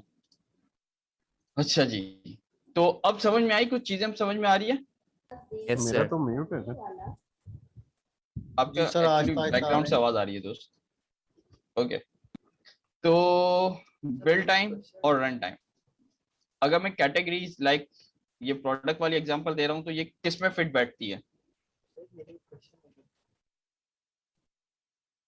अगर थोड़ी देर के लिए हमने ये जो डिस्कस किया बिल्ड टाइम और रन टाइम, बिल्ड टाइम है सर। कैटेगरीज वाली ये जो भी हमने एग्जांपल डिस्कस की थी प्रोडक्ट वाली, किस में फिट बैठेगी? बिल्ड टाइम पे। सर प्रोडक्ट ये रन टाइम पे आएगी। ये मिक्सचर ही बन गया थोड़ा। एग्जैक्टली मिक्सचर है, मैं वही तो कह रहा हूँ। लेकिन आपको ये अपनी एप्लीकेशन के अंदर फिगर आउट करना है कि क्या चीज आपको बिल्ड टाइम पे चाहिए और क्या चीज आपको रन टाइम पे चाहिए। मैंने ये बोला ना कि भाई मेरी एक कंपनी है, उस कंपनी के अंदर प्रोडक्ट्स हैं, तो प्रोडक्ट्स डेफिनेटली अगर आप कभी भी देखो तो वो, चलो प्रोडक्ट्स तो हो सकता है कि चलो हो रहा है, चलो थोड़ी देर के लिए अगर मैं कहूँ कैटेगरीज कितनी जल्दी चेंज होती हैं ये बताएं, या जल्दी ऐड होती हैं या अपडेट होती हैं? प्रोडक्ट चले होता है, दराज की बात करूं तो दराज के अंदर हो सकता है कि प्रोडक्ट्स आ रहे हो फौरन आ रहे हो, चलो समझ में आती है बात। चलो अब मैं इसकी बात करता हूँ कैटेगरी। कैटेगरी आपको क्या लगता है कितनी जल्दी आती होगी? नहीं नहीं सर, कैटेगरी तो फिक्स होती है सर, वो तो शुरू में वेबसाइट आपने बनाई फिक्स होती है वो तो। वो नहीं, अगर मैं कह रहा हूँ चलो नहीं भी लेके आते हैं, जैसे अभी मैं देखता हूँ पांडा मार्ट वगैरह के अंदर कैटेगरीज आ रही है 2 महीने के अंदर, 1 महीने के अंदर, 15 दिन के अंदर कोई एक नई कैटेगरी आती है। चलो मैं ये पोस्ट करता हूँ, कैटेगरी ऐड होती है 15 दिन में, 10 दिन में, तो क्या बेहतर है? ये कौन सा होना चाहिए? रन टाइम पे आपको ज्यादा बेहतर नजर आता है या ये बिल्ड टाइम पे नजर आता है? 10 दिन में एक दफा बिल्ड बन के मैं डाल दूं, बिल्ड टाइम ऑफ कोर्स रहेगा बेहतर, सही है ना?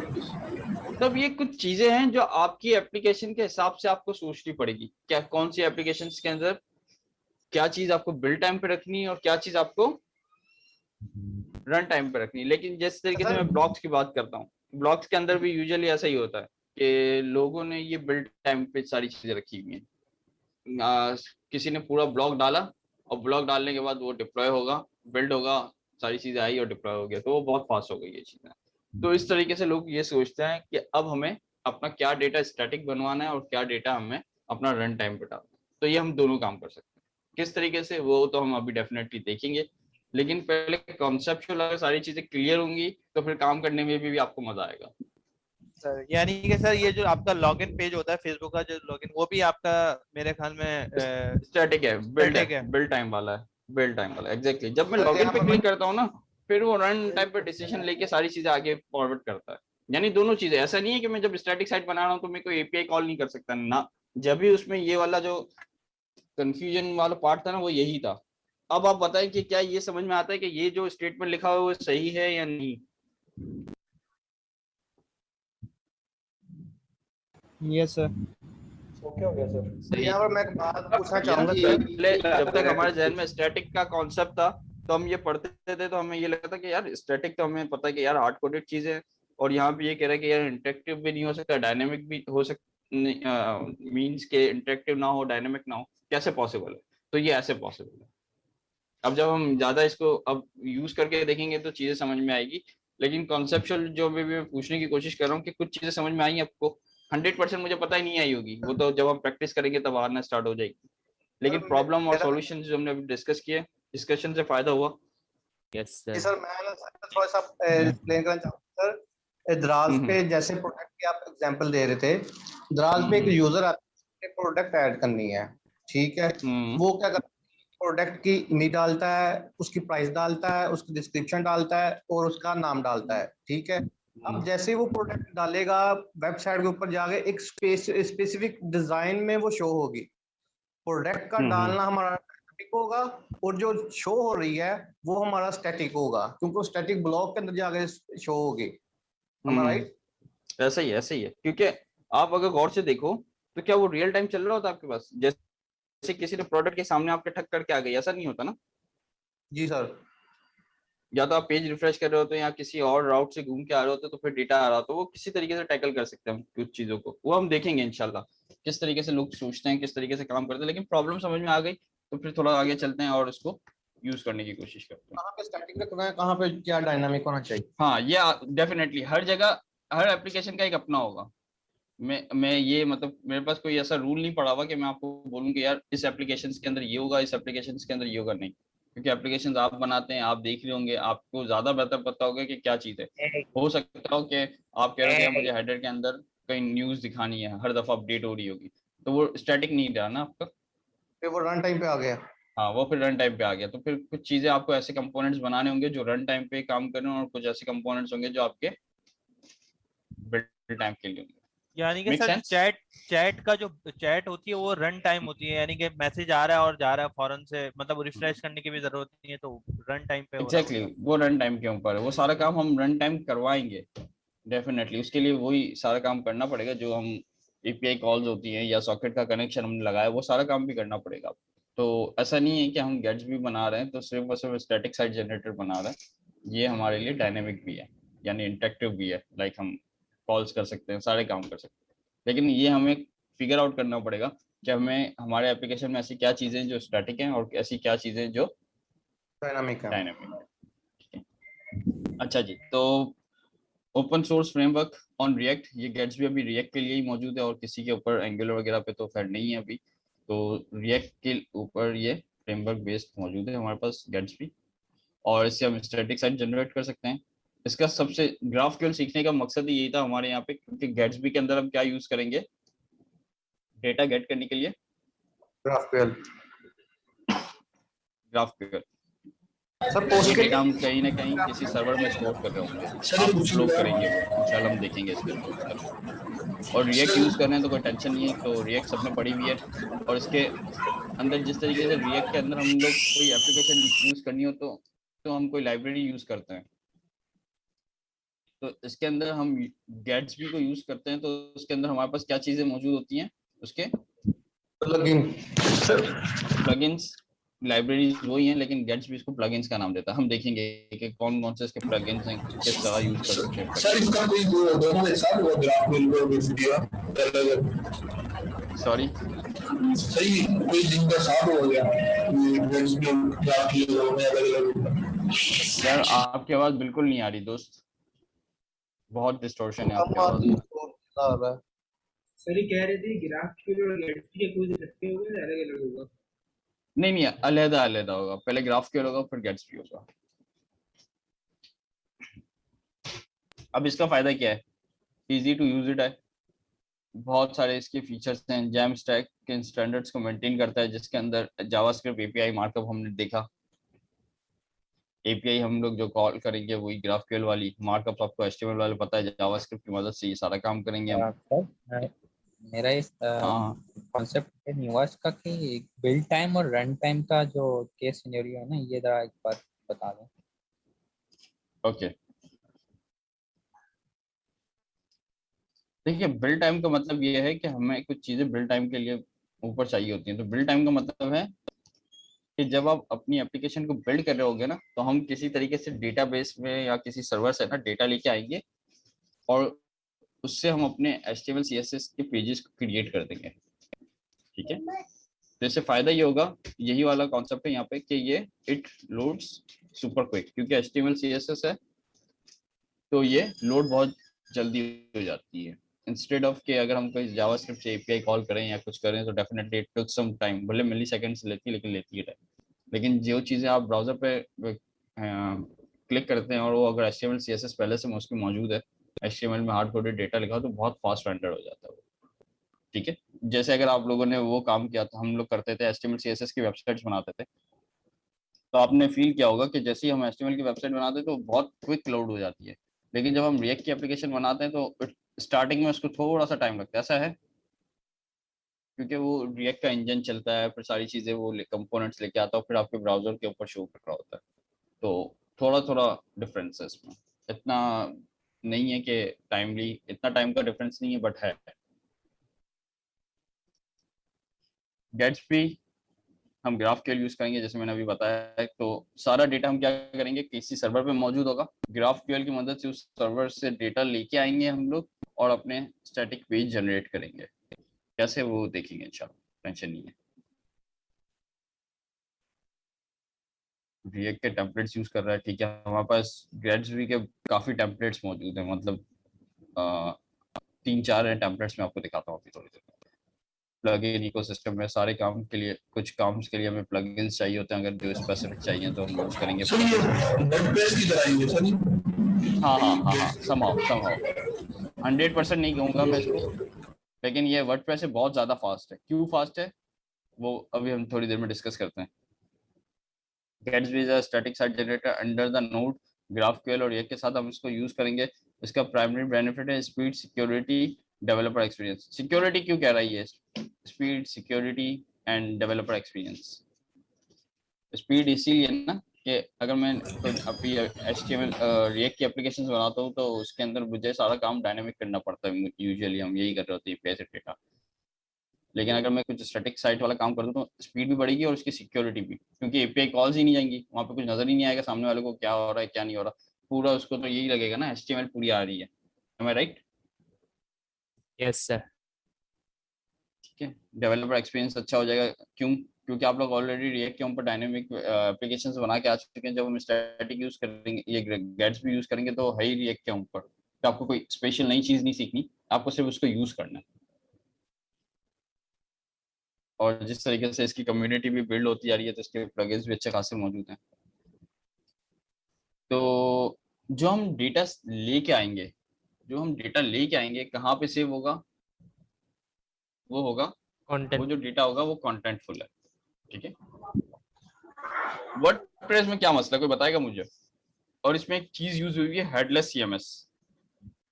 वर्डप्रेस भी एक सीएमएस है, यही है, कंटेंट मैनेजमेंट सिस्टम। उसमें हम अपना कंटेंट डाल रहे होते हैं, वो हम लोग खुद मैनेज कर रहे होते हैं, और वो आपको पब्लिकली किसी भी यूआई के ऊपर नजर आ रहा होता है, टेम्पलेट के ऊपर। ऐसा ही होता है जी सर। ये जो रिएक्ट की वेबसाइट हम बनाते हैं, कोई भी ऐप बनाते हैं सर, इसका जो अगर हमने सीएमएस बनाना हो तो खुद बनाना पड़ता है, अगर हम कोई गैस एग्जैक्टली हमें खुद बनाना पड़ता है, बिल्कुल। सर वो मतलब पहले हमें कोडिंग करनी पड़ेगी बैकएंड पे सारी जाके, फिर उसको मतलब क्लाइंट है वो ड्रैग एंड ड्रॉप करेगा।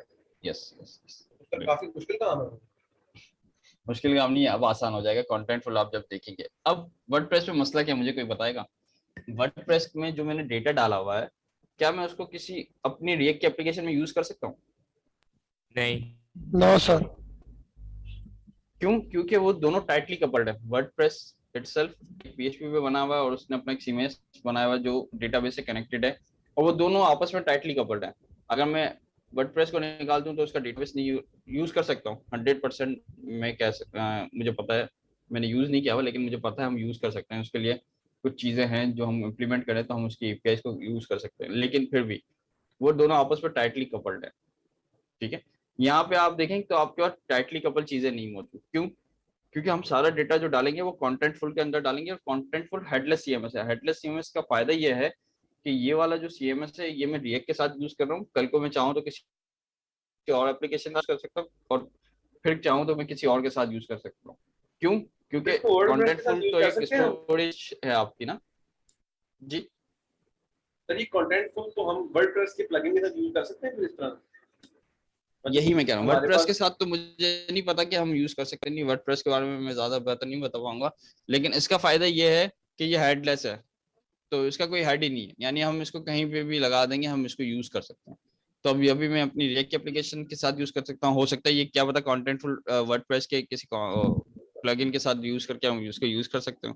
तो ये फायदा है इसका, कपल्ड नहीं है। यहाँ पे सर्वर है, ये सर्वर में आप अपना डेटा स्टोर करें, और इस डेटा को आपको एक्सेस करने के लिए हमें क्या यूज करेंगे? ग्राफ।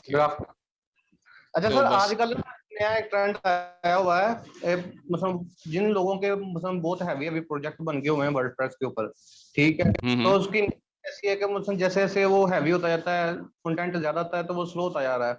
अब यूजर की रिक्वायरमेंट ये है कि अपने फ्रंट एंड जो है ना फास्ट करना है, तो वो वर्डप्रेस का बैक एंड वही रहने देते हैं, ठीक है, और जो उसका फ्रंट एंड है वो रिएक्ट पे या किसी पे ले आते हैं। बिल्कुल बिल्कुल। क्या लॉजिक होती है सर, ये ग्राफिकल के जरिए कर रहे हैं, क्योंकि वहां से तो एपीआई आएगी वहां। नहीं वो लोग ग्राफ के जरिए नहीं होते, मैं आपसे कर रहा हूँ कि वो ग्राफ के लिए वहां पे एक प्लगइन है, पेड प्लगइन है, जिसकी मदद से ये हो जाता है कि आपको एपीआई एक्सेस मिल जाता है, यानी आप डेटाबेस से डेटा ले सकते हो एपीआई की मदद से। मुझे भी 100% नहीं पता क्योंकि मैंने काम नहीं किया हो, लेकिन ये मैंने हमारे यहाँ डेवलपर्स कर रहे होते तो मुझे इतना थोड़ा सा आइडिया है कि ये वहाँ पे ना एक फ्री प्लगइन भी है जो आपको एपीआई क्रिएट कर देता है। ऐसा कुछ है, बिल्कुल सही कहा आपने, मैंने यूज किया हुआ सर। बस तो देखें लाइव एग्जांपल हमारे पास मौजूद है, और क्या चाहिए। सब हो सकता है, ऐसा नहीं है कि नहीं हो सकता। तो फिर लोग क्या करते हैं, उसको एज अ सर्वर ट्रीट कर रहे होते हैं, और फिर अपनी रिएक्ट की एप्लीकेशन बना लिया, किसी और फ्रेमवर्क या लाइब्रेरी के ऊपर काम करके उन्होंने उसको यूज कर लिया। और फिर जब वो यूज करता है ना, तो उस वक्त हर चीज वो वही वाली बात है, अगर उन्होंने भी इसी तरीके से यूज कर दिया कि जैसे कंपनी का नाम और ये सारी चीजें जो डेटाबेस में ऑलरेडी सेव होती है, अगर उसने वो भी एपीआई से लेना स्टार्ट कर दिया तो उसकी एप्लीकेशन में कोई खास फर्क नहीं पड़ेगा, ठीक है। तो फिर उनको वही वाली बात है, उनको लगता है कि मुझे ये डेटा वाला है, ये डेटा मुझे वहां से चाहिए, बाकी जो चीजें कुछ स्टैटिक है तो उन्होंने खुद डाल दी, गुड, वही वाला काम हो जाता है। तो कॉन्टेंटफुल पे जब हम आएंगे तो मेरे ख्याल में अब हमारी बातें काफी हो गई, थोड़ा सा एक हेलो वर्ल्ड करना स्टार्ट करें। Yes sir.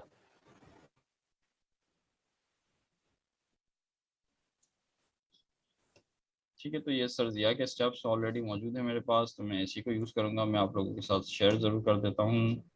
सर ये एक नेक्स्ट जेएस है, वो भी ये इसी तरह की कोई चीज है? वो सर्वर साइड रेंडरिंग वगैरह के लिए यूज होता है। फॉर एग्जांपल सर, बड़े चर्चे सुने हैं सर Nest.js के हाँ बहुत ज्यादा यूज होता है, मैं दिखाता हूँ।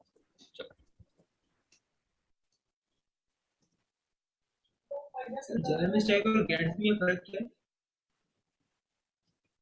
सॉरी, जेएम स्टैक और गेट्सबी में क्या फर्क है? जैम स्टैक जिस तरीके से हम मीन स्टैक मन स्टैक यूज करते थे ना, तो मीन स्टैक और मन स्टैक में क्या होता था? MongoDB, React और एग्जैक्टली Express वो और सारी चीजें Node.js। यूज करते हैं तो हम क्या बन जाएंगे? मन स्टैक या मीन स्टैक। उसी तरीके से अगर हम गेट्सबी और कॉन्टेंटफुल वगैरह यूज कर रहे होंगे तो हम कौन से स्टैक को फॉलो कर रहे होंगे? JM stack. Jam stack. ठीक है, ये देखिए क्या लिखा हुआ है, the react framework for production. असल में ये करता क्या है? वही वाली बात है जिस तरीके से अभी हम डिस्कस कर रहे हैं कि जब मैं रिएक्ट की एप्लीकेशन को बना के कहीं पे डिप्लॉय करता हूँ तो क्या होता है? वही वाली बात है कि जैसे ही मैंने डिप्लॉय किया तो रिएक्ट का इंजन चलेगा, रिएक्ट का इंजन चलने के बाद वो देखेगा कि ये कंपोनेंट ये कंपोनेंट ये कंपोनेंट है तो हमें यूज करना है। जबकि ये नेक्स्ट जेएस से फायदा क्या है, ये सर्वर साइड है। ये क्या करता है, जब वो पेज को लेके आता है ना तो वो एज HTML CSS जावास्क्रिप्ट लेके आ रहा होता है, वो रिएक्ट समझ के लेके नहीं आ रहा होता। तो इससे फायदा ये हो जाता है कि जो वो रिएक्ट का एक प्रोसेस का टाइम है ना वो आपका बच जाता है और सारा डेटा आपका ये सर्वर है। तो मोस्टली काम आप ये कर सकते हैं कि API कॉल की बजाय हम सर्वर से भी डेटा रेंडर करवा सकते हैं डायरेक्टली। ठीक है, ये कुछ और चीज है। मतलब ये कि जब हम बिल्ड बनाते हैं रिएक्ट का, हाँ रिएक्ट का बिल्ड बनाते हैं वो सारा डाटा HTML और CSS में कर देता है जो कि ब्राउजर समझते हैं। लेकिन ये गेटवे वाला काम नहीं है, ये है सर्वर। ये एक्चुअली सर्व करेंगे तो सर्वर जब चलेगा तो वो आपको, जैसे आप गए कॉन्टैक्ट के पेज पे तो कॉन्टैक्ट के पेज पे नेक्स्ट जेएस ने सर्वर से रेंडरिंग, सर्वर साइड से रेंडरिंग होगी और सर्वर साइड से जब रेंडरिंग होगी सारी की सारी तो वो HTML CSS बनी हुई आ रही होगी। हाँ वो वैसे ही होगा कि डेटा आप कॉल कर रहे होंगे सारी चीजें, लेकिन स्टैटिक साइट जनरेटर में क्या होगा कि वो 100% आपको पेजेस बना के देगा। यहाँ पे आपको 100% पेजेस नहीं मिलता है, यहाँ पे वो सर्वर से बिल्ड करके उसी रन टाइम पे बिल्ड करके सारी चीजें दे रहा होता है। अच्छा है, बहुत अच्छा ही है। मतलब नॉर्मल जो हम HTML CSS पे काम करते हैं तो रिएक्ट पे काम करते हैं, ये फास्ट है, सर्वर साइड रेंडरिंग बहुत फास्ट है, प्रोडक्शन के लिए लोग ज्यादा तो यूज करते हैं। और ये गेट्सबी वाला काम Sanity.io भी तो करता है। सॉरी, गेट्सबी क्या करता है मैं दिखाता हूँ आपको, एक मिनट। अभी हम स्टार्ट करते हैं तो अभी आपको आइडिया हो जाएगा कि नेक्स्ट जेएस। सर मैं कह रहा था कि Sanity.io भी तो गेट्सबी वाला काम करता है। कौन? Sorry, Sanity.io। नहीं यार, नहीं आइडिया दोस्त। सैनिटरी के बारे में पढ़ूंगा तो फिर मैं बताऊंगा, मैं ऐसे फॉरन नहीं बता सकता क्योंकि अभी मैंने पढ़ा नहीं है तो मैं नहीं बता पाऊंगा। अच्छा जी, तो जिस तरीके से हम लोग रिएक्ट की CLI वगैरह यूज करते थे इसी तरीके से हम क्या यूज करेंगे, गेट्सबी की CLI। अगर मुझे CLI अपने सिस्टम में इंस्टॉल ना करना हो और मुझे ये वाला काम करना हो तो कैसे करूंगा?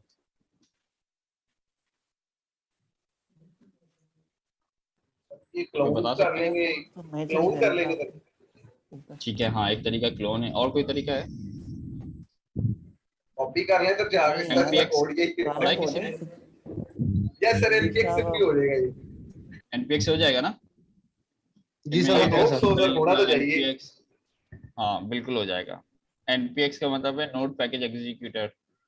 तो जिस तरीके से npm के लिए हमें इंस्टॉल करना पड़ेगा पूरे सिस्टम के अंदर, अगर मैं पूरे सिस्टम में इंस्टॉल नहीं करना चाहता तो यहाँ पर डायरेक्ट इसके पहले लगा दूं npx एंड देन ये कमांड, ये हो जाएगा। ठीक है, अब हम चलते हैं थोड़ी देर के लिए गेट्सबी के ऑफिशियल उसके ऊपर चलते हैं। जब हम npx गेट्सबी करेंगे तो उसके लिए भी हमें रिएक्ट तो इंस्टॉल नहीं ना करें, रिएक्ट का बॉयलरप्लेट तो बनाना पड़ेगा। रिएक्ट करने की जरूरत ही नहीं है, गेट्सबी आप करेंगे तो वो सारी चीजें खुद ही ले आएगा, आपको टेंशन लेने की जरूरत ही नहीं है।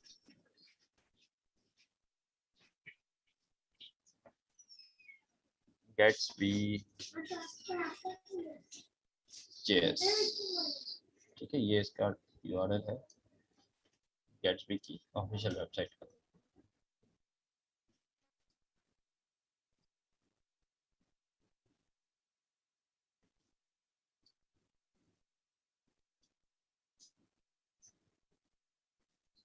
ठीक है, तो ये देखिए ये गेट्सबी की ऑफिशियल वेबसाइट है और वो ऑफिशियल गेटअप है। तो हम यहाँ पे आए तो ये देखिए यही कह रहा है कि अगर आप गेट्सबी न्यू करोगे तो भी आपका प्रोजेक्ट बिल्कुल बन जाएगा। लेकिन ये प्रोजेक्ट बनेगा तो ये सारी चीजें क्या होगी इसके अंदर, कुछ भी मतलब एक नॉर्मल सा टेम्पलेट होगा जिसके अंदर कुछ चीजें मौजूद नहीं होंगी, सारी चीजें आपको स्टेप बाय स्टेप एक एक करके ऐड करनी पड़ेंगी, ठीक है।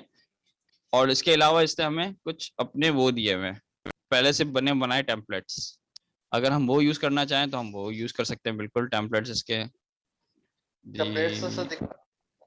हाँ मैं दिखा रहा हूँ आपको, एक मिनट दीजिएगा।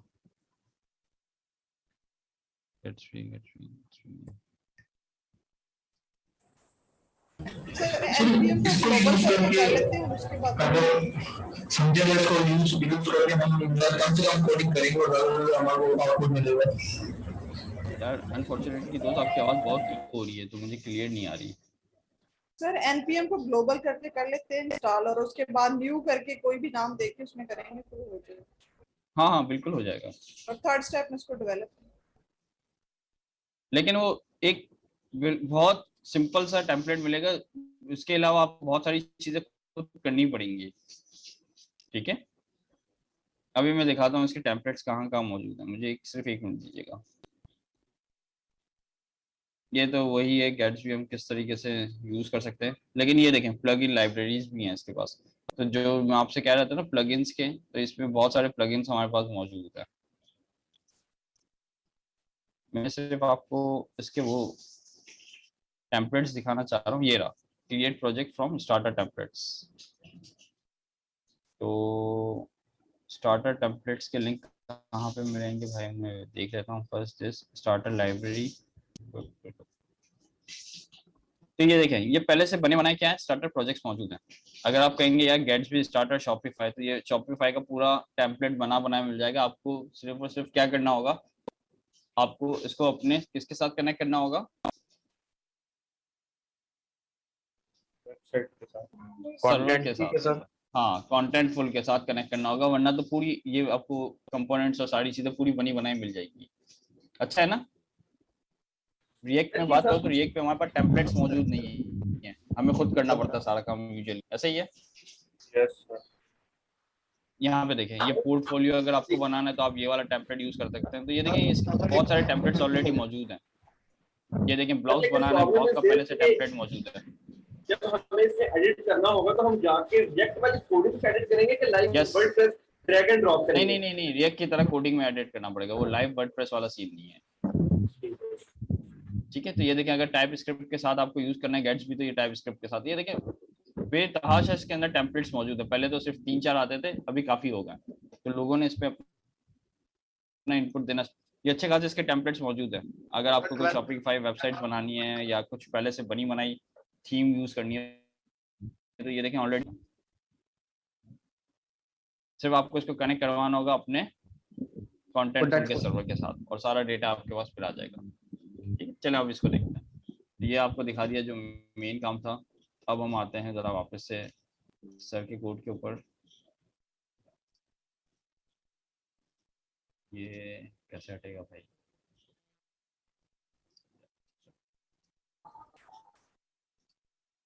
ये सर का ही कोड खुला हुआ है, ठीक है।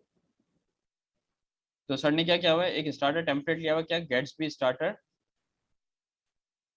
मिनिमल, और इसको हमने उस प्रोजेक्ट और npm इंस्टॉल गैट्सबी करना है और व्हाटएवर गैट्सबी रेसिपी और सारी चीजें चले आए करके देखते हैं। ये मैंने वही वाला पूरा प्रोजेक्ट क्लोन कर दिया है। इसकी जरूरत है, ये जो मैंने लिखा है इतना सब कुछ मुझे नहीं पता कि जरूरत है नहीं है, फिर भी मैं चेक में दे देता हूँ नो सर। आप लोगों को।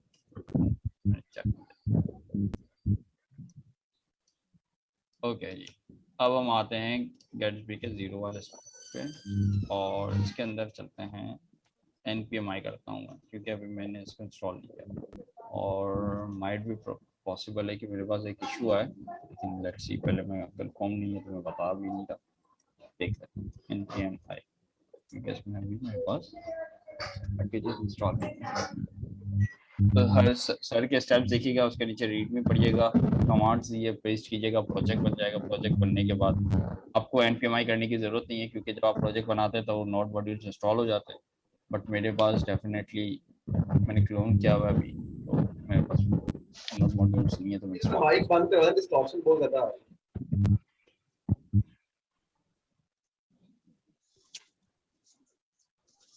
ठीक है, हम यूज करेंगे npm स्टार्ट। npm जब स्टार्ट होगा तो क्या चलेगा, गेट्स बी डेवलप।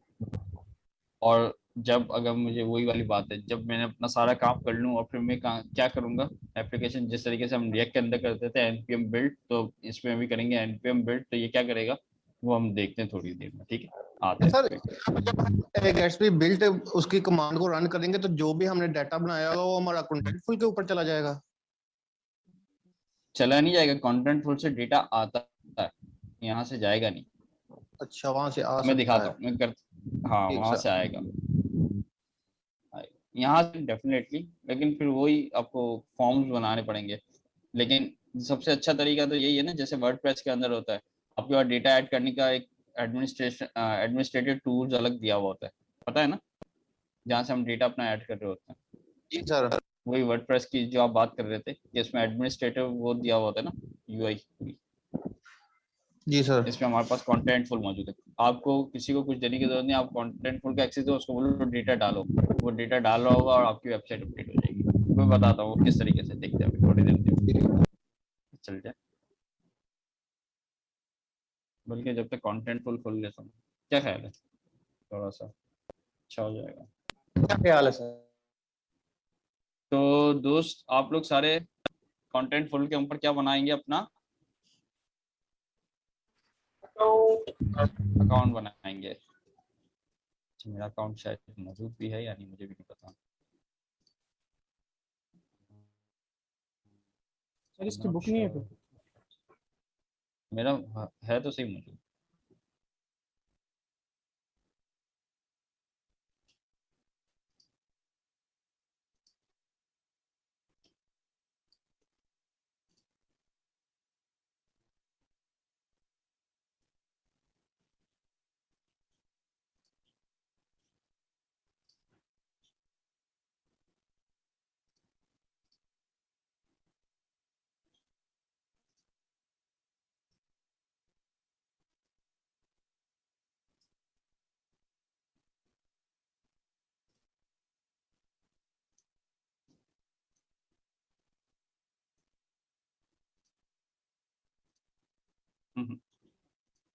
पता नहीं मेरा है या नहीं, लेट्स सी।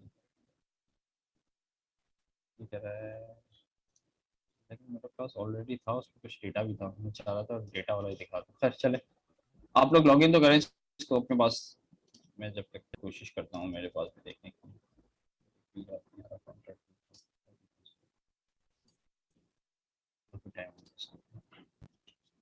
अच्छा जी, तो जब तक थोड़ी देर के लिए यहाँ पे भी देखते हैं क्या हुआ।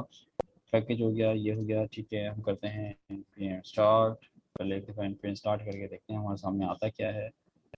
आगे बढ़ेंगे हम लोग यूज़ करेंगे फ्री कम्युनिटी वर्जन, ठीक है। ये गेट्सबी में कुछ थीम्स वगैरह पेड है कि टोटली ओपन सोर्स से फ्री है? नहीं नहीं, कुछ पेड भी होंगे, 100% वो नहीं होगा free.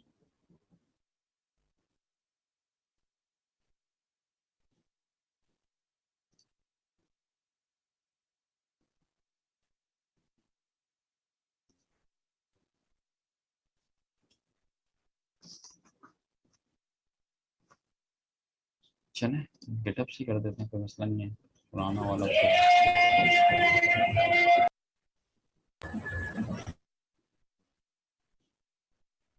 Your account is locked, इसका क्या मतलब है? मेरा अकाउंट क्यों लॉक होगा, वही कह रहा हूँ मुझे कोई प्रॉब्लम आप यूज नहीं करते हो। सॉरी, शायद 2-3 दफा ट्राई किया है सर अभी इस वजह से शायद। हाँ हो सकता है, ठीक है चल बाद में देखते हैं, कोई मसला नहीं। पैना क्लाउड, ठीक है। अब ये कहाँ से आया मैं दिखा देता हूँ जल्दी से आपको, ये रहा।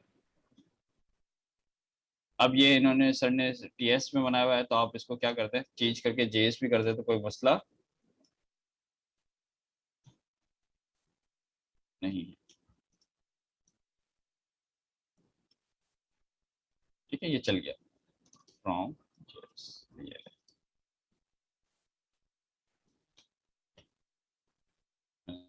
फॉर्मेट चेंज कर दिया है।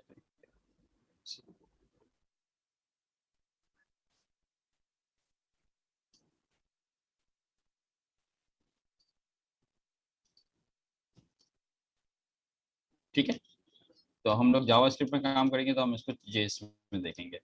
तो ये क्या हो गया, हेलो वर्ल्ड फ्रॉम जेएस। तो ये देखें सिंपल सा है, सोर्स के अंदर क्या चीज मौजूद है, पेजेस। अगर मैं इसके अंदर एक और नया पेज बना दूं, let's say about us, about, और एक और पेज बना देता हूँ, कौन सा भाई पेज के अंदर, ये इसका वो ही है, स्ट्रक्चर ऐसा ही है, ठीक है। हम पेजेस के अंदर अपने पेजेस बनाएंगे जो बनाने होंगे। मैं एक और पेज बनाता हूँ इसके अंदर जिसका नाम क्या देते हैं, contact.js। स्ट्रक्चर है इसका, इनबिल्ट स्ट्रक्चर है ना ये पेज। ये बिल्कुल बिल्कुल ये जैसे ये क्या मोरलेस ऐसा ही है, ठीक है, कोई नई चीज नहीं है इसमें। तो राउटिंग करवानी पड़ती है, यहाँ राउटिंग करने की जरूरत ही नहीं है। यहाँ पे जो भी आप चीजें पेज में डालेंगे वो ऑटोमेटिक क्या कर देगा, इसको राउट कंसीडर करता है। अच्छी चीज है, राउटिंग की जरूरत नहीं है यहाँ पे अभी। अच्छा जी, तो कॉन्टैक्ट और हो गया अबाउट। तो लेट्स से बना देते हैं इसको डिव करके, इसको क्या देते हैं, पूरा रिमूव करता हूँ और कहता हूँ अबाउट अस। और कॉन्टैक्ट में चल के हम इसको पूरा रिमूव करके कहेंगे कौन सा,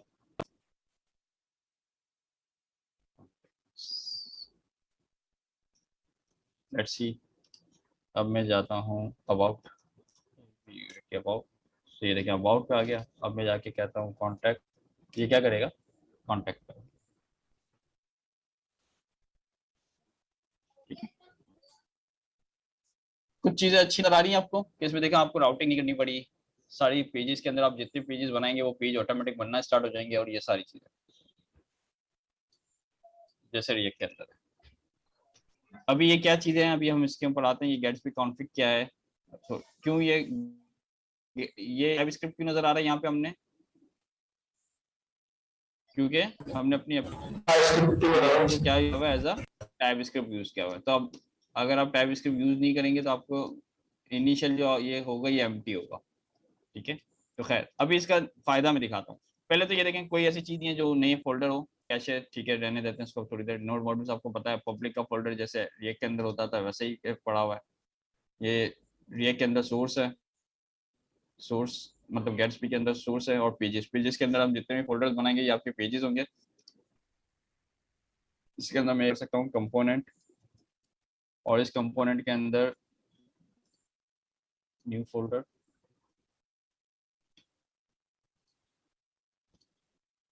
सोर्स के अंदर न्यू फोल्डर, न्यू फोल्डर के अंदर मैं क्या देता हूँ कंपोनेंट, ठीक है जी। कंपोनेंट के अंदर मैं क्या देता हूँ, लेट्स से header.js। तो कोई टेंशन वाली बात ही नहीं है। हेडर के अंदर मैं हेडर ले आया और यहाँ पे लिख देता हूँ हेडर। और जिस तरीके से हम रिएक्ट के अंदर काम करते थे इंपोर्ट और करते थे, लेट्स से अब यहाँ पे इंपोर्ट करके देख लेते हैं। इंपोर्ट हेडर फ्रॉम पेज के पेज पे हूँ, एक पीछे जाना पड़ेगा, कंपोनेंट, कंपोनेंट में से लिया मैंने हेडर और इसको रैप कर देते हैं हम के अंदर, फ्रैगमेंट हाँ है ये, और यहाँ पे हम ले आएंगे अपना हेडर। क्या ये पॉसिबल है, वैसे ऐसा ही सवाल है। यस सर, पॉसिबल है ना, रिएक्ट में यही करते थे ना, कंपोनेंट्स बनाते थे और उसको यूज करते थे। तो ये ले हेडर आ गया अबाउट के पेज पे। अब यही वाला कंपोनेंट अगर मुझे कॉन्टेक्ट में चाहिए तो पॉसिबल। सर जैसे रेक्ट में हमारे पास स्पेसिफिक कंपोनेंट होता था app.js, सारे कंपोनेंट हम उसी के अंदर एंटर करवाते थे। तो इसके अंदर वो कौन सा कंपोनेंट है? इसमें जो आपका स्टार्टिंग पॉइंट है ना वो इंडेक्स है पेज के अंदर। जैसे हमारे पास HTML में क्या होता है, पब्लिक के अंदर index.html होता है। जी सर। Yes sir. ठीक है, तो इसी तरीके से हमारे पास पेजेस के अंदर index.js है। ये आपका स्टार्टिंग पॉइंट है। जैसे एप्लीकेशन स्टार्ट होगी तो index.js चलेगा। फॉर एग्जांपल सर अभी आपने हेडर का कंपोनेंट बनाया, ठीक है, अब मैं चाहता हूँ ये सभी के सब पेज के ऊपर आ जाए। अभी तो आपने एक कंपोनेंट के अंदर उसको कॉल किया ना, ये क्या चीज है? मैंने गलत URL डाला, तो गलत URL के अंदर ये इसका डिफॉल्ट है, पेज नॉट फाउंड। ये कह रहा है कि there is not a page, यानी अगर मैंने कोई पेज ही नहीं बनाया, मैं इसको हिट कर रहा हूँ, इसका डिफॉल्ट पेज है 404 का। हम इसमें 404 का अपना पेज डिजाइन कर सकते हैं। खैर बोले क्या कह रहे थे आप? सर मैं ये कह रहा था कि अभी आपने हेडर का कंपोनेंट बनाया, ठीक है, और उसको एक कंपोनेंट के ऊपर कॉल कर दिया तो वहां पर उसके ऊपर हेडर आ गया। अब हमें पूरी वेबसाइट के अंदर चाहिए, ठीक है, तो हमारे पास कोई ऐसा सेंटर पॉइंट होना चाहिए जिसके ऊपर हम नीचे हेडर शो करना है, हेडर। हाँ तो ये आपका सेंटर पॉइंट ये है ना, लेकिन ये कंपोनेंट्स होगा, मतलब ये, हाँ ये सेंटर पे आप पॉइंट मतलब यही है ना कि कंपोनेंट्स हैं। अब इसके अंदर आप जो भी यूज करना है, इसके लिए हमारे पास आगे चलता हूँ। जो आप कह रहे हैं ना वो टेम्पलेट बनानी पड़ेगी। टेम्पलेट कैसे बनाऊंगा वो मैं दिखाता हूँ आपको, मैं बताता हूँ। सर दूसरी बात ये मैंने पूछना थी आपसे कि जिस तरह भाई ने बात की कि सेंट्रल जो है ना वो हेडर होस्ट के नीचे सर आ रहा हो, कॉन्टैक्ट अस का पेज आ रहा हो, प्रोडक्ट का आ रहा हो, तो उन पे क्लिक करें तो लिंक पे, सर वो लिंक ये जो पेजेस तो बने हुए हैं तो लिंक कैसे करना पड़ेगा इसे? मैं बताता हूँ आते हैं स्टेप बाय स्टेप। पहले ये समझ में आ गया, ये नॉर्मल स्टार्टर पैकेज था जिसके अंदर थोड़ी सी चीजें थी, जिसमें टाइपस्क्रिप्ट सेटअप हुआ हुआ सारी चीजें, और हमने इसको यूज कर लिया। कोई मसला यहाँ तक? पहले ये बताएं, नॉर्मल रिएक्ट ही है ना, कोई ऐसी चीज देखी हमने? नहीं नॉर्मली है, नहीं देखी, ठीक है। अब हम क्या करते हैं, इसमें एक नई चीज करके देखते हैं। क्या ये करके देखें, इससे क्या फायदा होता है देखते हैं। ओके सर, बिल्ड बनाएंगे। अभी तो हमारे पास कोई एपीआई कॉल नहीं है डेफिनेटली, क्योंकि अभी हमने कंटेंट फुल नहीं अटैच किया हुआ इस पे। लेकिन जब हम करेंगे तो क्या फायदा होगा वो भी आपको नजर आएगा। लेकिन अभी भी एक आपको इनिशियली फायदा नजर आ जाएगा फौरन। जब हम अपनी रिएक्ट की एप्लीकेशन को बिल्ड करते हैं तो क्या होता है, सर एक फाइल बन जाती है, बिल्ड का फोल्डर बनता है। हाँ। तो उसके अंदर जाके स्टैटिक एचटीएमएल सीएसएस में जो है ना वो बनाता ही फाइल। हाँ लेकिन आपके इंडेक्स की फाइल ही होती है, इसके अलावा कोई दूसरी एचटीएमएल फाइल होती है? नो सर, कोई फाइल नहीं, सिंपल एक फाइल। सारा काम किसकी मदद से हो रहा होता है? सर बिल्ड की मदद से, एचटीएमएल जावास्क्रिप्ट की मदद से, ठीक है, ऐसे ही है ना, रूट एलिमेंट बनता है। हाँ। अब यहाँ पे देखें ये क्या क्या है इससे, ये देखें ये बिल्ड बन गया इसका, पब्लिक के अंदर इसने बिल्ड बना दिया। अब बिल्ड बनाने के बाद ये देखें इसका काम क्या किया इसने, हर फोल्डर में इंडेक्स की फाइल बना दी है। जब हम उस फोल्डर पे जाएंगे तो इंडेक्स की फाइल को ये देखें पूरा एचटीएमएल यहीं पे लिखा हुआ है। ये मजेदार चीज है इसकी, स्टैटिक साइट जनरेटर। जबरदस्त। तो अब देखें हमने, अगर मैं एचटीएमएल के अंदर ये काम करने आता तो मुझे कॉन्टेक्ट वाला जो हेडर वाला काम है वो कॉपी पेस्ट करना पड़ता, और अगर कहीं एक जगह चेंज होता तो मुझे सब जगह जाके चेंज करना पड़ता। कंपोनेंट नहीं बना सकता था मैं स्टैटिक साइट्स के अंदर। यहाँ पे देखें, ये आपने पूरा स्टैटिक साइट जनरेटर से पूरा अपना वो बना। सर इसने मुझे अगर आगे जाके एचटीएमएल में कन्वर्ट कर दिया, पूरा एचटीएमएल में कन्वर्ट कर दिया, बिल्कुल। ये देखें ये आपका हेडर, जबरदस्त काम हो गया। यस सर, बेहतरीन हो गया। आगे चलें नेक्स्ट स्टेप पे। मतलब ये फायदा समझ में आया आपको? देखिए आपने काम सारा रिएक्ट के अंदर किया, और जैसे ही मैंने बिल्ड बनाई उसने उसके जितने भी स्टैटिक पेजेस थे उसने इसके पेजेस बना दिए मुझे, लाइक दिस जो आपके सामने। बाइबल वाला काम कर तो अगर रहा आपके, सॉरी बाइबल वाला, बाइबल हाँ बेबल एक्चुअली ट्रांसपाइलर है। बेबल जो है ना एक्चुअली वो ट्रांसपाइलर है, मतलब वो आपके कोड को जावास्क्रिप्ट के ES6 ES7 के कोड को कन्वर्ट करके जावास्क्रिप्ट के अंदर कन्वर्ट करके स्पेसिफिक वर्जन को वो सारे काम करते हैं। इसने बेबल वाला काम, हाँ यहाँ पे इसने बेबल वाला काम नहीं किया, इसने तो पूरी उसी को उठा के उसकी एचटीएमएल जनरेट कर दी। गेट्सबी का ये फायदा है।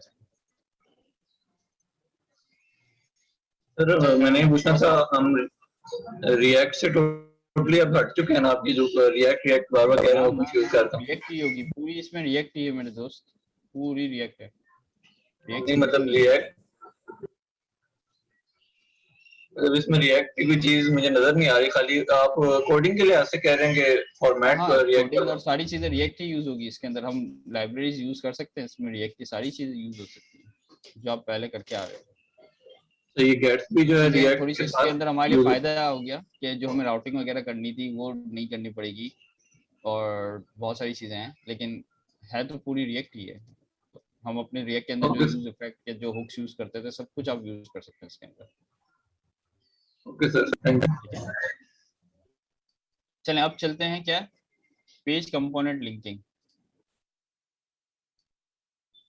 ये देखें इसमें हमें लिंक मिलता है कहाँ से, जो आपका सवाल था, कहाँ से लिंक मिला ये? Gatsby से लिंक मिल गया, Gatsby ठीक से। हो गया। पहले हमें लिंक कहाँ से मिलता था? रिएक्ट राउटर से, याद है? यस सर, हम रिएक्ट राउटर यूज करते थे। हाँ, जब हम रिएक्ट राउटर यूज करते थे तो हमें लिंक रिएक्ट राउटर से मिलता था, लेकिन अभी हम Gatsby यूज कर रहे हैं तो हमें लिंक कहाँ से मिला है? Gatsby से। Gatsby से। तो स्लैश का मतलब क्या हुआ? index.js वाला पेज, मैं राइट? रूट जो होम होता है। हाँ, पेज के ऊपर जो इंडेक्स का पेज जो राउट होगा वो क्या होगा? स्लैश, यानी स्लैश होम पेज आप जिसे कहते हैं यूजुअली। और इंडेक्स से मुझे कहाँ पे जाना है? स्लैश अबाउट पे, तो स्लैश अबाउट। सिंपल। कोई ऐसी चीज जो इसमें रन करके दिखाने की जरूरत हो मुझे? नहीं है ना?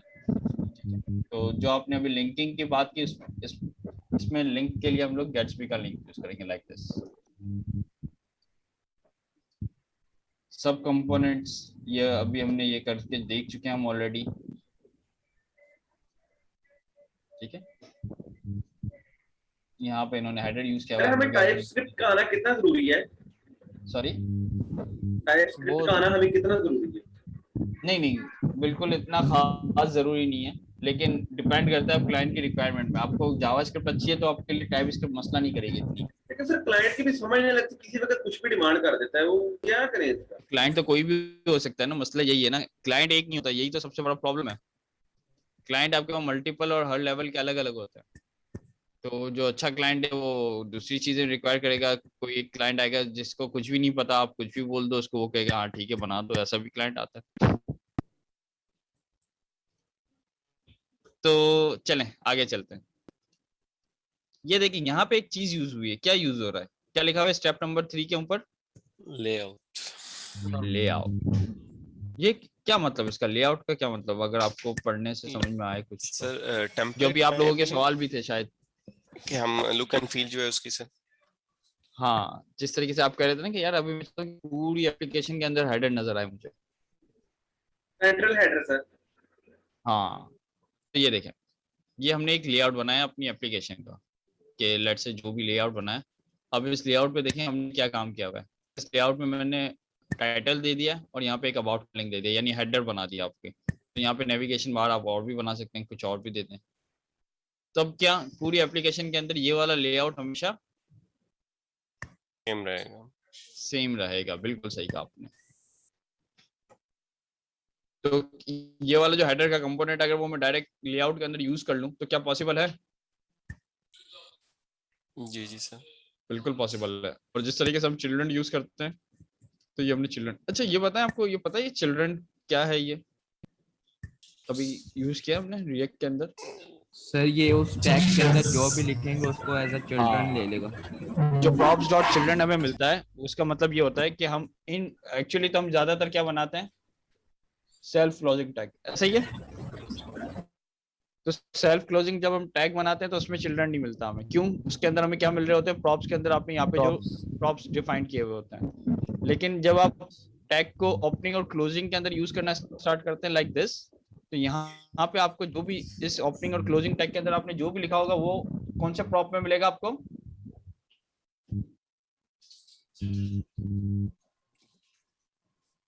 चिल्ड्रन में सर, चिल्ड्रन के अंदर props.children के अंदर आपको ये सारा डेटा मिल रहा होगा। ठीक है, सही। पता है ना सबको? दोबारा बताइएगा चिल्ड्रन वाला। अच्छा नहीं पता, चले मैं बता देता हूँ। बल्कि हम लोग कहाँ पे खड़े हुए थे? स्टेप 0 पे खड़ा ना। मैं स्टेप 0 को रन कर लेता हूँ थोड़ी देर के लिए, ताकि हम स्टेप 0 पे क्लियर कर लेते हैं सारी चीज़ों।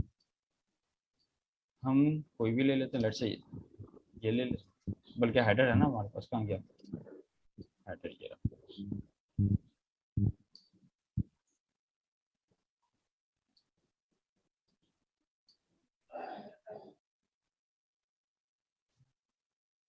ठीक हो गया। हम अगर हेडर लिख दिया और यहाँ पे हम सपोज करते हैं हमें क्या मिलेगा? चिल्ड्रन। और हम कहते हैं कि if we have a children,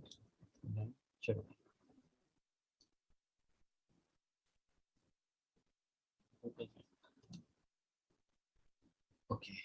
अब हम करते हैं अबाउट के अंदर हेडर दिया था, इस हेडर पे जाता हूँ और पहले ये कर लेते हैं। तो अभी देखते हैं कि क्या मेरी एप्लीकेशन में कितना फर्क आता है, देखते हैं वापस।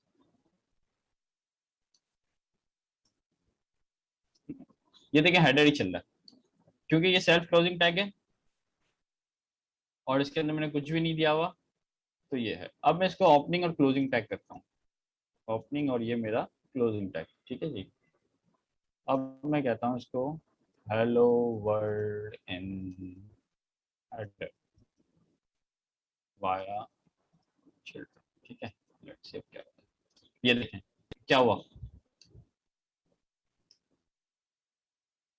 सर वो चिल्ड्रन वाला जो कंपोनेंट, चिल्ड्रन वाला यानी अगर आप चाहें डायनेमिक अपना कुछ भी डेटा देना इस कंपोनेंट को विदाउट प्रॉप्स के अंदर एक एक चीजें पास करके, तो आप इस तरीके से भी दे सकते हैं। तो इसमें जो भी चीजें आ रही होंगी यहाँ पे पैराग्राफ, हेडिंग या व्हाटएवर जो भी आप दे दें, तो वो एज अ चिल्ड्रन इसको ट्रीट कर रहा होगा। तो आप चिल्ड्रन में देखेंगे तो यहाँ पे पूरी इसकी एचटीएमएल मिलेगी जो आप यहाँ पे लिख रहे होंगे। ये जो हम ऑब्जेक्ट वाली ब्रैकेट लगा के चिल्ड्रन को प्रॉप्स के जरिए मंगवा रहे होते हैं, वो कहने बताइएगा वो क्या होता है? ये स्प्रेड ऑपरेटर यूज किया हुआ है ना मैंने, ओह सॉरी डीकंस्ट्रक्ट किया हुआ है ना इसको, सॉरी डीकंस्ट्रक्शन की हुई इसकी ऑब्जेक्ट की। वरना तो यहाँ पे मुझे क्या मिलेगा, प्रॉप्स, तो मुझे करना पड़ेगा प्रॉप्स डॉट चिल्ड्रन और यहाँ पे आके कर, ये क्या हुआ है, ये किसी को पता है ये मैंने क्या किया हुआ है? सर शॉर्ट सर्किटिंग पहले वो तो चेक क्या हुआ? किया अगर चिल्ड्रन एग्जिस्ट हाँ। करता तो उसको रेंडर करो। एग्जैक्टली मैंने ये चेक किया हुआ है पहले कि आप चिल्ड्रन एग्जिस्ट करता है, एग्जिस्ट करेगा तो कोई ना कोई वैल्यू आएगी, कोई ना कोई वैल्यू आएगी तो इसका मतलब क्या है, ये ट्रू है। और जब ट्रू होगा तो ये इसको प्रिंट करेगा।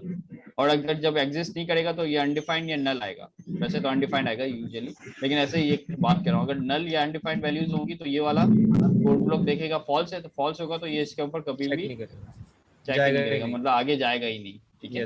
या तो एक और तरीका है, लोग ज्यादातर ये भी यूज करते हैं, if children then do this else React fragment.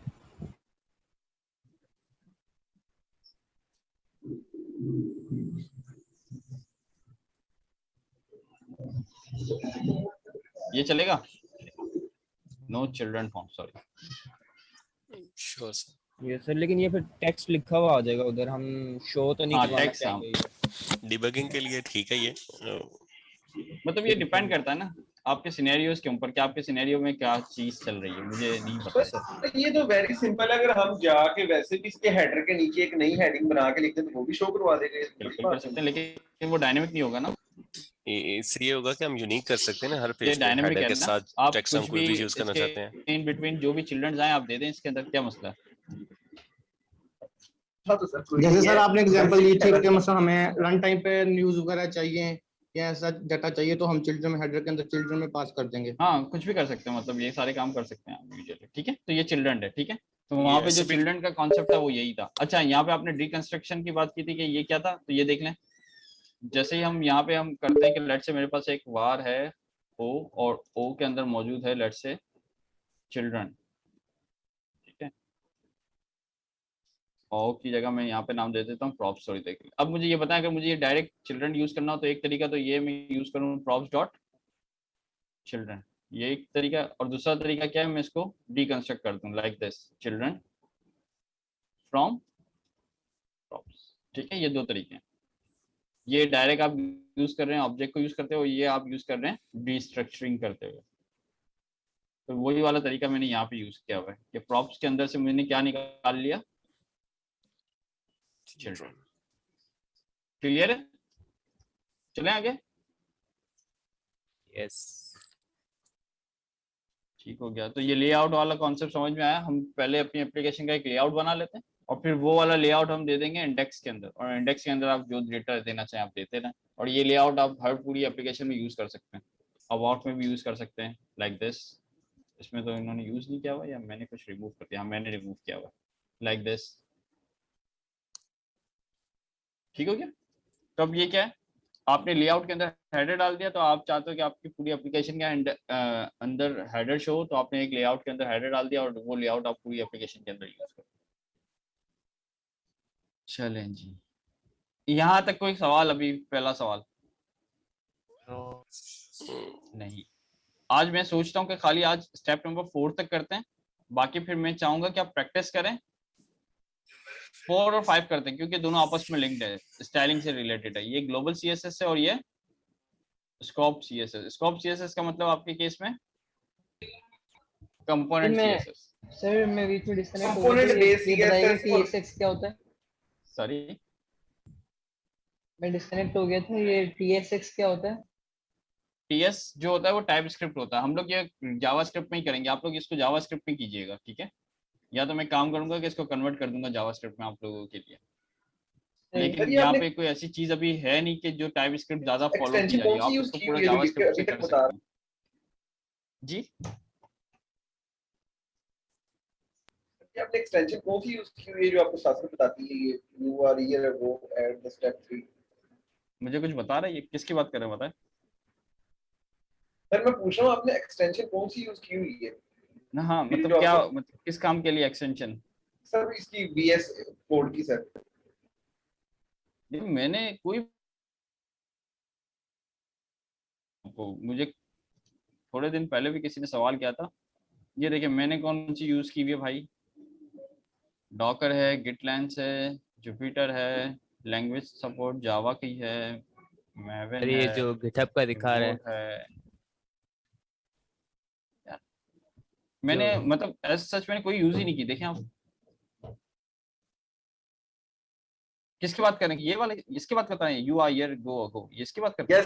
Yes sir ये गिटलैंस बताता है। हाँ, अगर आप इसकी बात पूछ रहे हैं तो ये तो गिटलैंस बताता है। आपको इंस्टॉल करना पड़ेगा क्या, एक एड ऑन गिटलैंस। कहाँ गया भाई? सर आपने जावा पे काम किया हुआ है? यार नहीं, मैंने जावा पे नहीं किया हुआ, लेकिन जब हम हाइब्रिड एप्लीकेशन यूज करते हैं तो वो उसके लिए जावा और इस टाइप की चीजें चाहिए होती हैं, तो फिर इसलिए डाला हुआ है। मतलब प्योरली मैंने जावा पे काम नहीं किया हुआ, मैंने हाइब्रिड एप्लीकेशंस पे काम किया हुआ है, लाइक रिएक्ट नेटिव हो गया, आयोनिक हो गया, फ्लटर पे अभी स्टार्ट किया हुआ है, तो चल रही है कुछ चीजें ऐसी। तो खैर सर आते हैं। सर आपने रिएक्ट नेटिव पे काम किया है सर? हाँ, रिएक्ट नेटिव पे काम किया हुआ है। सर ये मैंने एक्सपेंस ट्रैकर बनाया था रिएक्ट नेटिव को यूज करते हुए। सर ये स्टोर लोकल स्टोरेज है रिएक्ट नेटिव में, कोई मोबाइल के अंदर हम डेटा स्टोर कर लें? बिल्कुल, स्टोरेज करें बाद में, आप मुझे वापस मैसेज कर दीजिएगा प्राइवेट में, तो डिस्कस कर लेंगे, ठीक है? चलो सर सही है। चलो आगे चलते हैं थोड़ा सा, और ये हो गया, ये हो गया। अब हम आते हैं CSS के ऊपर। जिस तरीके से हमारे पास index.css मौजूद होती थी किसके अंदर, रिएक्ट के अंदर मौजूद होती थी ना, वो ग्लोबल CSS होती थी हमारे पास। Yes sir. और कंपोनेंट CSS अलग यूज करते थे हम, ऐसा ही था रिएक्ट के अंदर? Yes sir, module.css। ठीक है। इसके अंदर फिर हमें एक काम करना पड़ता है, इसके अंदर हमें एक बनाना पड़ता है gatsby-browser.js। क्या बनाना पड़ता है? फाइल बनानी पड़ती है रूट के ऊपर जिसका नाम होना चाहिए gatsby-browser.js। तो ये प्री डिफाइंड फाइल है, मतलब ये नाम आपको मिल जाएगा, डॉक्यूमेंटेशन में आप जाओगे तो आपको ये नाम मिल जाएगा। तो खैर, लेकिन मैं आपको इन शॉर्ट जल्दी से बता देता हूँ कि अगर मुझे CSS ग्लोबल CSS यूज करनी होगी तो मैं ग्लोबल CSS के लिए जावास्क्रिप्ट की फाइल बनाऊंगा, और मैं सिर्फ इसको जो मुझे इंपोर्ट करनी है फाइल वो मैं बता दूंगा। लाइक आपकी जो भी ग्लोबल CSS जहाँ आपने रखी हुई, मैंने कहाँ पे रखी हुई है, सोर्स के अंदर, स्टाइल्स के अंदर ग्लोबल CSS। ये तब ये क्या करेगा, इसको चलाऊंगा तो क्या होगा, आपको क्या लगता है बिहेवियर क्या होना चाहिए, ये पढ़ के आपको क्या लगता है? अरे पेज पे येलो कलर कलर चेंज होगा। एग्जैक्टली, पेज बनेंगे आपकी उनके पूरी background। HTML का बैकग्राउंड कलर क्या हो जाएगा, येलो। येलो। ठीक है, तो ये हमने ग्लोबल CSS बता दिया। अगर आप यहाँ पे अपनी कोई क्लासेस बना लेंगे, लेट्स से ABC, तो ये वाली क्लास आप अपनी पूरी एप्लीकेशन के अंदर कहीं भी यूज कर सकते हैं, ठीक है? तो ये ग्लोबल CSS है। आपकी कुछ ग्लोबल CSS होती हैं और कुछ आपकी कंपोनेंट बेस्ड CSS होती हैं। स्कोप CSS, स्कोप CSS के लिए क्या मुझे ब्राउजर के अंदर बताने की जरूरत है? यस सर, तेरी वो नहीं, Gatsby browser.js के अंदर मुझे सिर्फ और सिर्फ कौन सी CSS बतानी पड़ती है? ग्लोबल।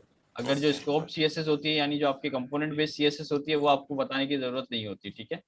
वो आप फिर किस तरह डिफाइन करते हो अपनी CSS को? कंपोनेंट में शो करेंगे, कंपोनेंट में या तो कंपोनेंट में शो करते हैं या किसी के अंदर भी शो करते हैं। मैं दिखाता हूँ आपको, रुकिए। डायरेक्ट कंपोनेंट के अंदर भी शो कर सकते हैं, वरना तो आप इस तरीके से मॉड्यूल्स बनाते हैं अपने। सर ग्लोबल CSS तो हम ये कह सकते हैं जैसे जैसे हेडर React के हो अंदर गया और करते ये हैं, सारी exactly। चीजें। रिएक्ट में करते थे। बिल्कुल, ये काम रिएक्ट में करता जाते हैं और फिर मॉड्यूल में एज अ ऑब्जेक्ट एक्सेसिबल हो जाता है स्टाइल के अंदर माई कंपोनेंट, यानी ये माई कंपोनेंट का मैंने एक वो बनाया हुआ है। सही सही है ना, क्लियर है ना, कोई ऐसी चीज नहीं है जो नहीं है, ये सारे काम हम ऑलरेडी रिएक्ट के अंदर करके आ चुके हैं if I am not wrong. जी। तो मेरे ख्याल में और आगे बढ़ूंगा तो थोड़ी सी कंफ्यूजन और क्रिएट होगी, तो मेरे ख्याल में यहाँ तक आज स्टॉप रखते हैं। आप लोग 0 से लेके 6 तक प्रैक्टिस जरूर कर लें अपने पास, ठीक है, और कोशिश कीजिएगा जावास्क्रिप्ट पे करेंगे आप लोग डेफिनेटली। यहाँ से मेरा कोड देख सकते हैं आप। अबाउट के लिए अलग से CSS होगी और इंडेक्स के लिए अलग से पेजेस के हम फोल्डर बना सकते हैं अबाउट के अंदर, उसके अंदर नहीं, अगर आपको ऐसा काम करना हो ना तो पेजेस के अंदर तो आपको डायरेक्ट पेजेस ही देने पड़ेंगे। हाँ, आप ऐसा कर सकते हैं कि आप अपने फोल्डर, जिस तरीके से यहाँ पे स्टाइल्स का फोल्डर बना हुआ है ना, इस स्टाइल्स के फोल्डर के अंदर आप कर सकते हैं। यहाँ पे आप बना लें अबाउट का फोल्डर, यहाँ पे अबाउट की फाइल बना दें मॉड्यूल्स, और इस तरीके से आप कर सकते हैं, क्योंकि यहाँ पे फोल्डर नहीं बनाएंगे। अगर आपने यहाँ पे फोल्डर बना दिया तो फिर मसले स्टार्ट हो जाएंगे। और ये चीज हम कंपोनेंट्स में कर सकते हैं। सॉरी, क्या कर सकते हैं? फोल्डर कंपोनेंट्स में बना सकते हैं हम, जिस तरह हेडर का अलग से एक फोल्डर बन जाए जिसमें उसकी CSS भी आ जाए और टाइपस्क्रिप्ट भी आ जाए। हाँ, ये तो आप किसी में भी कर दें, कंपोनेंट में ये काम कर सकते हैं, ये स्टाइल में कर सकते हैं, इसमें कोई मसला नहीं। यहाँ पे आपको पेजेस के नाम यही चाहिए होंगे यहाँ पे डायरेक्ट, क्योंकि वो देखता है यही है कि यहाँ पे जो फाइल का नाम मिलेगा वो उसका वो होगा, क्या होगा, पाथ होगा, राउट होगा।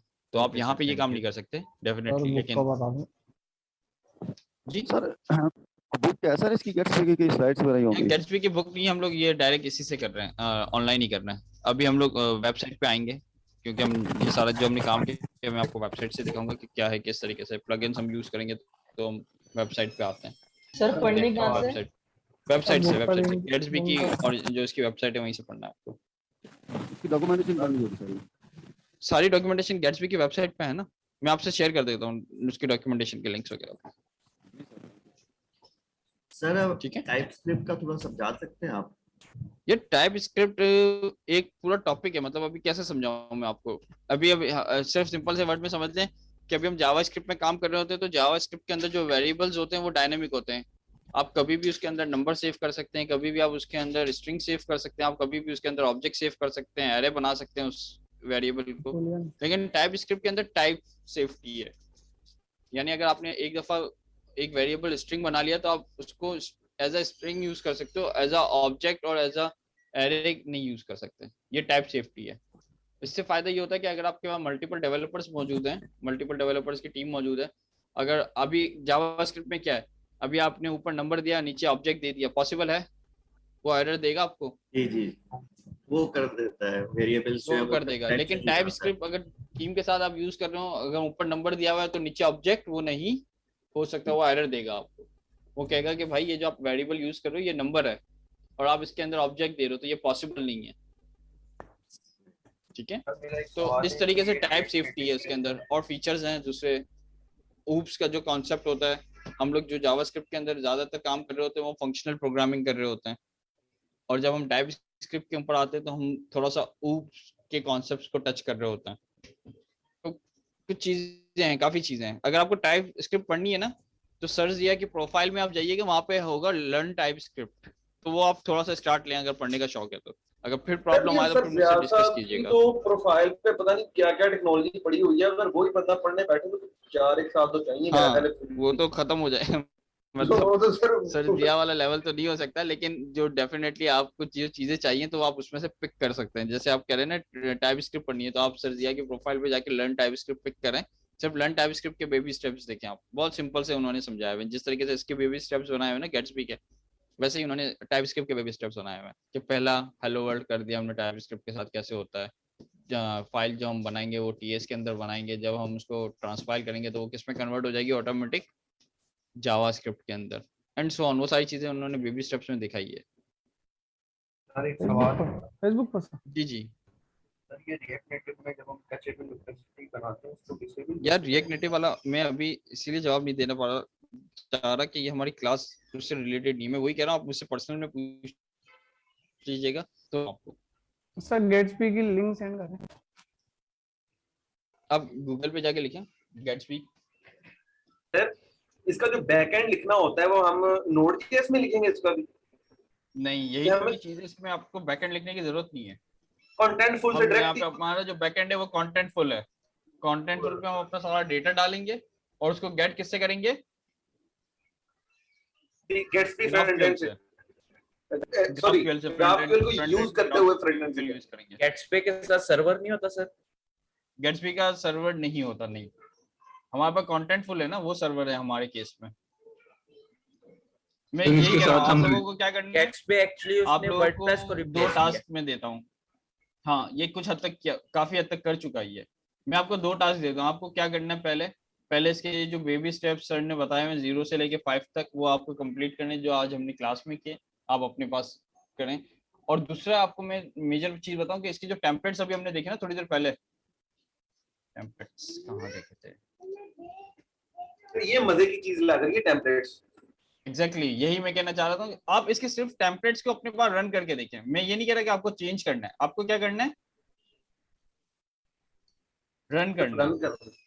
सिर्फ रन करके देखें आप। मैं कुछ कह ही नहीं रहा कि आपको ये करना है या वो करना है, आपको सिर्फ और सिर्फ करना है इसको, इसके जो पहले प्री डिफाइंड टेम्पलेट्स दिए हुए उसको एक दफा चेक करना है चला के, बस अपने पास ये टेम्पलेट्स की लिंक दे देते हैं। सर ये गेट्सबी के साथ हम रिडक्स वगैरह भी यूज करते हैं या उसकी जरूरत नहीं पड़ती? हाँ, अगर आप जैसे अगर हम रन टाइम वाला काम करने जाएंगे तो फिर जरूरत पड़ेगी, लेकिन बिल्ड टाइम के लिए आपको जरूरत नहीं पड़ेगी। Okay sir, thank you. चलें फिर क्लास यहाँ पे रखते हैं। हाँ, और एक लास्ट ये था कि आपको है ना कंटेंटफुल के ऊपर अपना अकाउंट बनाना है। मेरा लॉक्ड हो गया तो होपफुली मेरा कल तक या आज रात तक खुल जाएगा, तो टेंशन नहीं है, अपने पास तो पूरा वीक पड़ा हुआ है। नहीं भी होगा तो नया बना लेंगे किसी ना किसी तरीके से। लेकिन आप लोग अपने पास है ना सारा का सारा एक वो करके आए, क्या करके आए, कंटेंटफुल का अकाउंट क्रिएट करके आइएगा। और नेक्स्ट टाइम है ना ये सारे स्टार्टर्स को अपने पास सिर्फ रन करके देखिएगा, आपको थोड़ी सी चीजें आइडिया होना स्टार्ट हो जाएंगी कि किस तरीके से ये लोग प्रैक्टिसेस यूज कर रहे हैं। फिर हम नेक्स्ट क्लास से हम अपने प्लगइन्स और कंटेंटफुल के साथ इसको कनेक्ट करके देखते हैं इंशाल्लाह। सर वो एक्सक्यूज मी सर, वीडियो जो पुरानी है वो तो सर अपलोड कर मैं करवा देता हूँ। ये मैं कोशिश करूंगा कि इस वीक में वेडनेसडे तक इंशाल्लाह सारी वीडियोस अपलोड हो जाएंगी, आज की क्लास की भी। सर एक दो क्वेश्चन है, एक अकाउंट बना रहे हैं लेकिन वहाँ पे वो कंपनी मांगता जा रहा है, वो कोई रैंडम कंपनी लिख रहे हैं लेकिन वो एक्सेप्ट नहीं कर रहा। पैना क्लाउड लिखो भैया, करेगा टकाटक एक्सेप्ट नहीं करेगा सब कंपनी में। मैं देख लेता हूँ, मैं देखता हूँ। मैं एक्चुअली मेरे पास अभी कोई अकाउंट नहीं पड़ा हुआ नहीं है। मैंने सिर्फ एनएस लिखा था, लिखते हैं आप साइन अप करके अस्सलाम वालेकुम साइन अप करके एक वालेकुम अस्सलाम दो। सर जी वो जो व्हाट्सएप पे ऐड करना है वो मैसेज आ रहा है कि फुल इज फुल। यार तो फिर इसका क्या तरीका है? फिर इसका दूसरा तरीका ये कि हम एक और ग्रुप बनाए और जो फुल हो चुके हैं वो दूसरे यूजर्स इसमें आ जाएं और पहले यूजर उसमें रहे, ऐसा करना है। टेलीग्राम के अंदर इतने सारे लोग हैं और क्लास लेने के लिए कोई भी नहीं कर सकता। व्हाट्सएप पर फ्रेंडशिप चल रही थी ग्रुप में, तो ऐसे लोग मुझे थोड़ा टाइम दे, आज मुझे काम करें, मुझे टाइम दे, मैं देख के बताता हूँ कि इसका क्या सॉल्यूशन है। सर क्विज कब है? क्विज अभी अनाउंस नहीं हुआ, बहुत जल्द हो जाएगा, होपफुली इस वीक में हो जाएगा। इसलिए डेटा वो अपलोड कर दीजिएगा आज तक सारी वीडियोस। जी मैं जरूर, मैं वेडनेसडे तक कोशिश करूंगा कि सारी वीडियोस अपलोड कर दूं। ठीक है, बहुत शुक्रिया सर। सर एक सवाल है सर, हमारा सिलेबस जो है ना अभी तक अपलोड नहीं हुआ हुआ। सिलेबस मैंने आप लोगों को दे दिया है, if I am not wrong, am I right? Yes sir. Okay sir, ठीक है, मैं ग्रुप में देख लेता हूँ शेयर। हाँ देख लीजिएगा, मैंने सेंड कर चुका हूँ ऑलरेडी। सर ये कंटेंटफुल पेड है? कंटेंटफुल वैसे पेड है, लेकिन हम लोग एक कंपनी अपनी बना सकते हैं फ्री में, ऑर्गेनाइजेशन हम यूज कर सकते हैं, तो हम लोग फ्री वाले पेड नहीं है वैसे। अगर सेंस से देखें तो एक ऑर्गेनाइजेशन है, हम अपना अच्छा खासा काम कर सकते हैं, तो पेड नहीं हम काम कर लेंगे। ये बैकग्राउंड से बहुत खराब आवाज आ रही है। जी सर ये road to learn React, sir एक सवाल था। जी सर ये road to learn React book है, वो सर फॉलो कर सकते हैं रिएक्ट का अगर और अच्छा करना रिएक्ट के लिए? हाँ रिएक्ट के लिए आप कर सकते हैं, बिल्कुल रिएक्ट के लिए तो है ना। ठीक है सर एक क्वेश्चन था क्लाइंट रिलेटेड, अगर आप रिस्पॉन्ड करना चाहें अभी या प्राइवेट में, क्योंकि अगर गेट्सबी से रिलेटेड है तो अभी कर लो, लेकिन अगर नहीं कुछ सर, और है तो गेट्सबी से मैं related चाहता हूँ कि इस टॉपिक में ना, तो फिर प्राइवेट में कर लेना, कोई मसला नहीं है। I will reply. Thank you class, दुआ में याद रखिएगा। अल्लाह हाफिज़। अल्लाह हाफिज़।